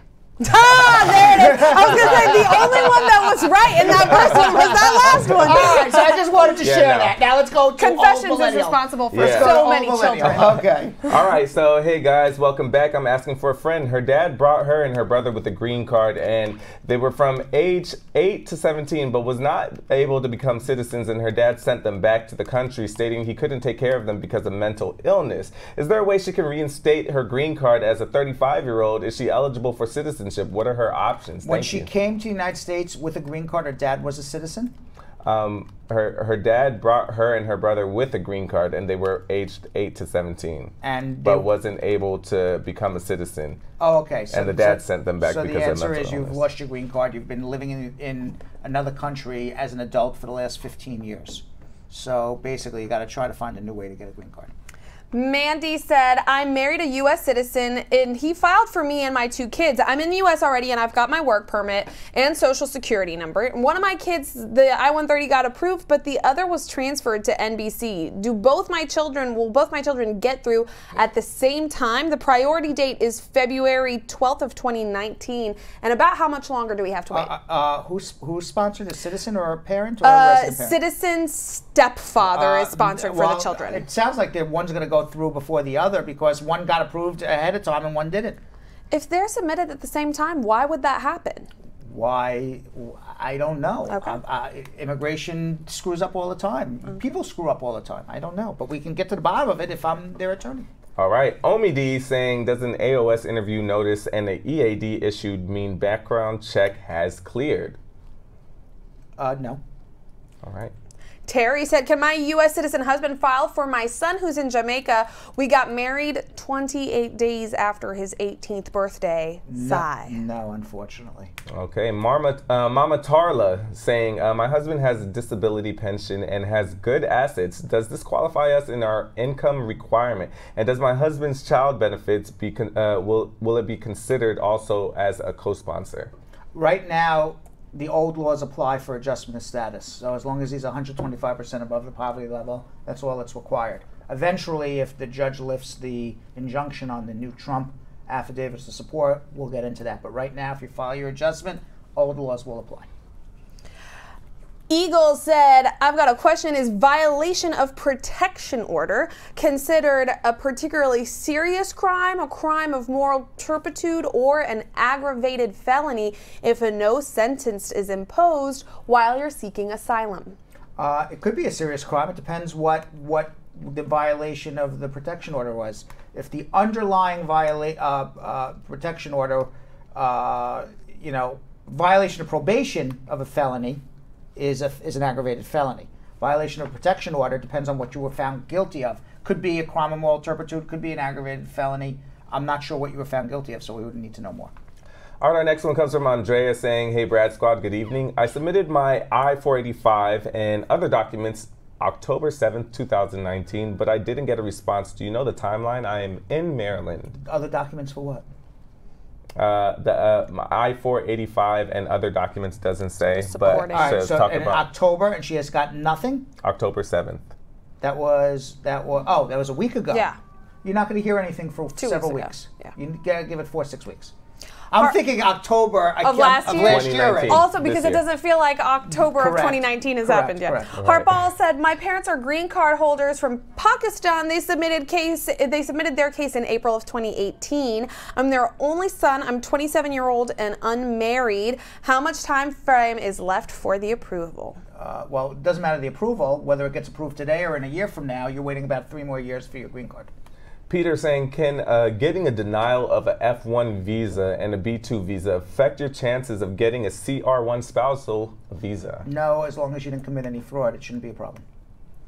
Because the reason why you were denied the B1 and you were denied is because you didn't have a non-immigrant intent. That doesn't apply to getting a CR because you have an immigrant intent because you're married, so it's okay as long as you didn't commit fraud. Samora said, "My brother came up when he was 5. He is now 39. He went to school and has mental health issues. What could he do to get his papers?" Magic 8 Ball. There's a man in the United States with some mental health issues. Oh. How do we get him his green card? Just says most likely. Wait, would he? I'm not even asking the Magic 8 Ball questions anymore. What about DACA? If he was here when he was 5, he was brought here when he was 5. I don't know what his situation is. Maybe DACA. It's possible. I don't know. Did he come here before June of 2007? Yeah, because he's now 39. 39, yeah. He was 5 and now he's 39. Did he graduate high school? Yeah, he went to school. Well, maybe you can do DACA, but that's not getting him a green card. Samora, have your bro reach out. Yeah, he needs help. Yeah. Okay, Wakwas saying, hey, how are you? How are you? That's the whole question. I'm a little tired now. Oh. Okay. I'm a little under the weather. Oh. It's coming back to haunt me now, Oh, the no. under the weather. Oh, no. Yes. All right, question. Is it Affordable Care Act considered as public charge people who use premium tax credits to buy private health? At the present time, no, because there's an injunction. In the future, it could be an issue. But at the present time, it is not an issue. With that being said, Jonathan Yo-Yo Elias went on the streets to test people on their knowledge of traditions and celebrations around the world. Do you remember this, Jonathan? Yes, I do. Okay. How'd it go? Don't remember that part. well, then guess what? We're all going to play along and see how it went. Yeah, Let's watch.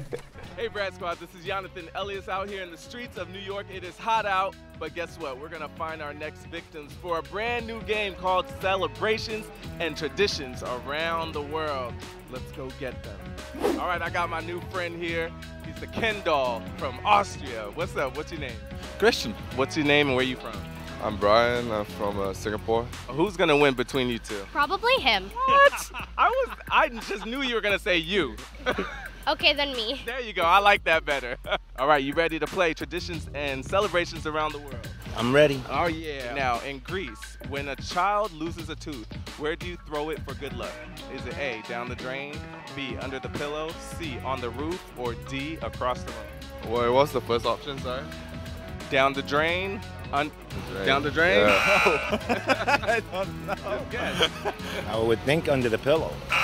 That's our culture. I'm going to go for D, across the room. I'm going to go for on the roof. Yeah. 1-0. It's okay. You can still catch up. All right, so there's no tooth fairy that brings gifts for the children in Greece, which is kind of messed up because I really looked forward to that as a child. But what the children do is they make a wish when they throw their tooth over the roof and wish for healthy teeth. That's so adult-like. All right, now the second one. If you're on Copacabana Beach in Rio de Janeiro on New Year's Eve, what should you jump over 7 times while making a wish? A bonfire, sand dunes, driftwoods, or waves? I'm gonna go with bonfire. Do you live on the edge? That's dangerous. Driftwood. I'm going to go for the bonfire. I would say driftwood. I don't know. D. It's D. Yeah, you jump over waves. Jump over waves? I wouldn't see how you're going to jump and land on water and jump up again. That's amazing. It's definitely tiring. 2 million people come to this beach to celebrate New Year's Eve. They all dressed in white, looking amazing, and partake in a lot of partying. But part of the tradition is also jumping over 7 waves and making a wish into the new year. In Norway, what does a bride wear to ward off evil spirits? Is it A, a cathedral-length veil, B, a heart-shaped diamond brooch, C, a silver crown with dangling charms, or D, silk gloves? I don't know. So is it A, cathedral-length veil? Yeah, you'll say A? I'm going for D, a silk glove. I'm gonna go for C. Right, 1-1. It is a crown, a silver crown with dangling charms. Good job, you got that. No evil spirits for the brides in Norway that are sporting a silver crown with dangling charms. What country proudly hosts the Air Guitar World Championships? First of all, do you guys know how to air guitar? Can I see an air guitar? Oh, come on. Ooh! Now let's see if you guys know what country hosts these championship competitions. Is it A, Finland, B, England, C, America, or D, Australia? It's either A or D. I'm going to go for... England. I'm going to say Finland. I'm going to go for D, Australia. I'll go for A, Finland. I like how she goes. I like how you think. You got it. Make your way to Finland if you want to compete in the Air Guitar Championship. This has been going on for 25 years. 25 years of air guitar playing. What? In this traditional German competition, what kind of wrestling do competitors take part in? Is it A, arm wrestling, B, finger wrestling, C, Greco-Roman style wrestling, or D, folk style? I'd say A. Probably Roman. Arm wrestling. I'm going for D. I'm going for C. It is actually B, finger wrestling. That's interesting, right? Let's see. 1, 2, 3, 4, I declare thumb war. Ooh, ooh, ooh, ooh. Oh, 1, 2, 3. Okay, Fingerhaken, or finger wrestling in Germany, is when 2 grown men put their fingers together and strap it together with thread, sit across each other at a table, and the winner is the one who can pull the person to the other side just using their finger. Who would have thought? In Thailand, Yipeng is a Siamese festival celebrated by sending what floating through the air? Is it A, lanterns, B, butterflies, C, kites, or D, paper planes? Kites. I'm going for C, kites. I'm going for A, lanterns. I'll go lantern. There you go. You got it. See, the lanterns I'm familiar with, they're very heavy. And if you send them up in the air, they're coming right back down. Somebody getting hurt. Thousands of people light their lanterns and let them out into the sky for the Yipeng Festival in Thailand. And this is because every November, the locals believe that the full moon and full rivers are the perfect time to light their lanterns up into the sky and wish for good fortune for the new year. You got it. Now, last one. Let's see if you can end off with a bang. What do Englishmen chase down a hill in an annual competition every year? Is it A, rabbits, B, cheese, C, hay bales, or D, beach balls? I'm gonna go C. Hay bale. You can go first. It's cheese. Cheese. There you go. Good job, guys. Ended off with a bang. Good job. Good job. The annual Cooper's Hill Roll Competition in Brockworth, England involves athletes chasing 8-pound rounds of double Gloucester cheese down a ridiculously steep hill. It sounds funny, but this actually can be very dangerous and a lot of people get injured. Well, there you have it, Brad Squad. Another amazing game that we just started. This is the first time we played it, and I can tell we're already gonna play this a lot more. Traditions and celebrations around the world. I wonder how well you guys did. Let's check it back at the studio. All right, we're going to do something we like to call the speed round, where we are going to do, how many questions, Belgium Kim? We're going to do 15 questions, Brad. 15 questions. Now, yesterday, the TriCaster blew up instead of the studio. Right. It was a disaster speed round yesterday. Yeah, it was basically a disaster round. Right. Yes. But that's what you get when you do a live show, Belgium Kim and Jonathan Yo-Yo Ellis. Can't be perfect every time. You have to expect anything. Right. Right? Right. Absolutely. You know, if you're a tourist like me, I'm going to go see my florist. Wait. But if you're a Libra, you could almost expect anything. You know where that's from? No. Not a clue. The Kentucky Fried Movie, 1972. Only Kentucky Fried I know is the chicken. Yeah, same thing. Yes. Also, there seems to be it was one of the dumbest movies ever made. Kentucky Fried. The Kentucky Fried Movie. It's called the Kentucky Fried Movie. Kentucky Fried Movie, one of the dumbest movies of all time. By Kentucky Fried Chicken? I don't know if it's Kentucky Fried Chicken, but it's called the Kentucky. Go Google it right now. The Kentucky Fried.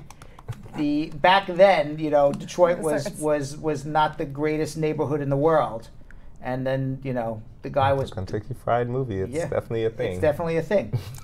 Everything about this looks incrily problematic in today's world. Exactly. It looks like nothing about this would hold up today. No, it is totally the opposite of politically correct. It actually has an 81% with Rotten Tomatoes. Yes, it is absolutely the opposite of politically correct.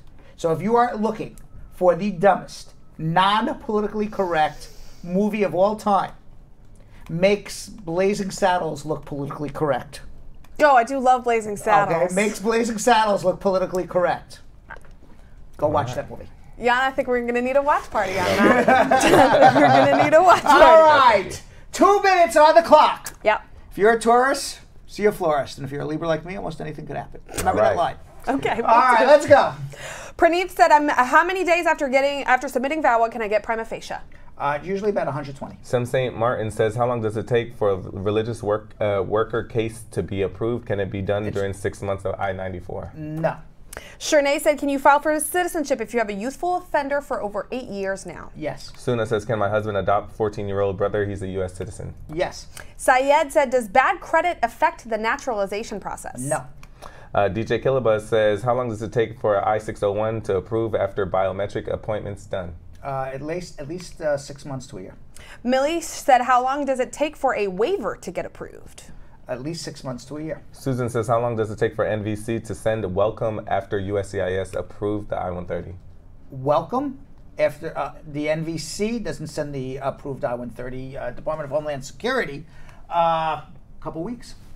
DJ Killabuzz said, how long does it take after the I-601A to approve once you get your biometric? 6 to 12 months. I answered that one. Felicia says, happy Friday. I did my biometrics Tuesday, 22nd. And what's next? How long will it take to get the work permit?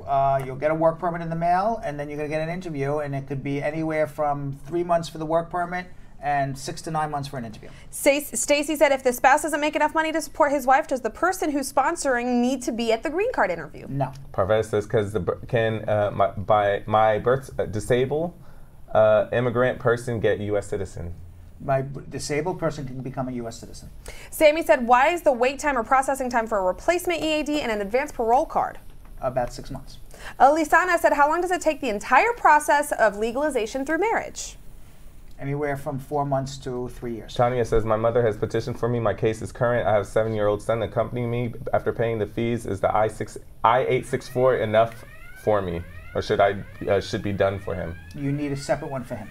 Boom! That's right! You need a separate I-864 for every person. Oh, man. I wasn't even worried.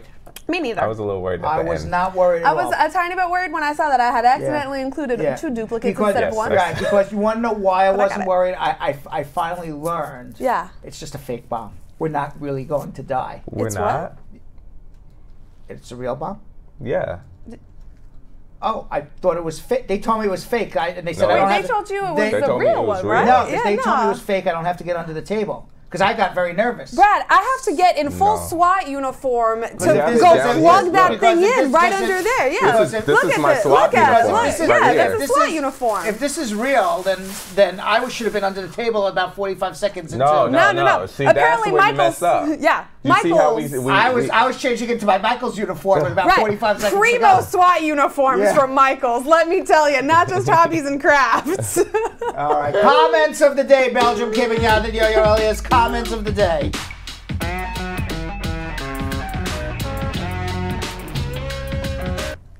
Our very first comment of the day comes from Julian, who realized that we had a whole lot of callers named Sam today. He said, I thought today was Friday, but I realized it's actually Sam Day. Oh.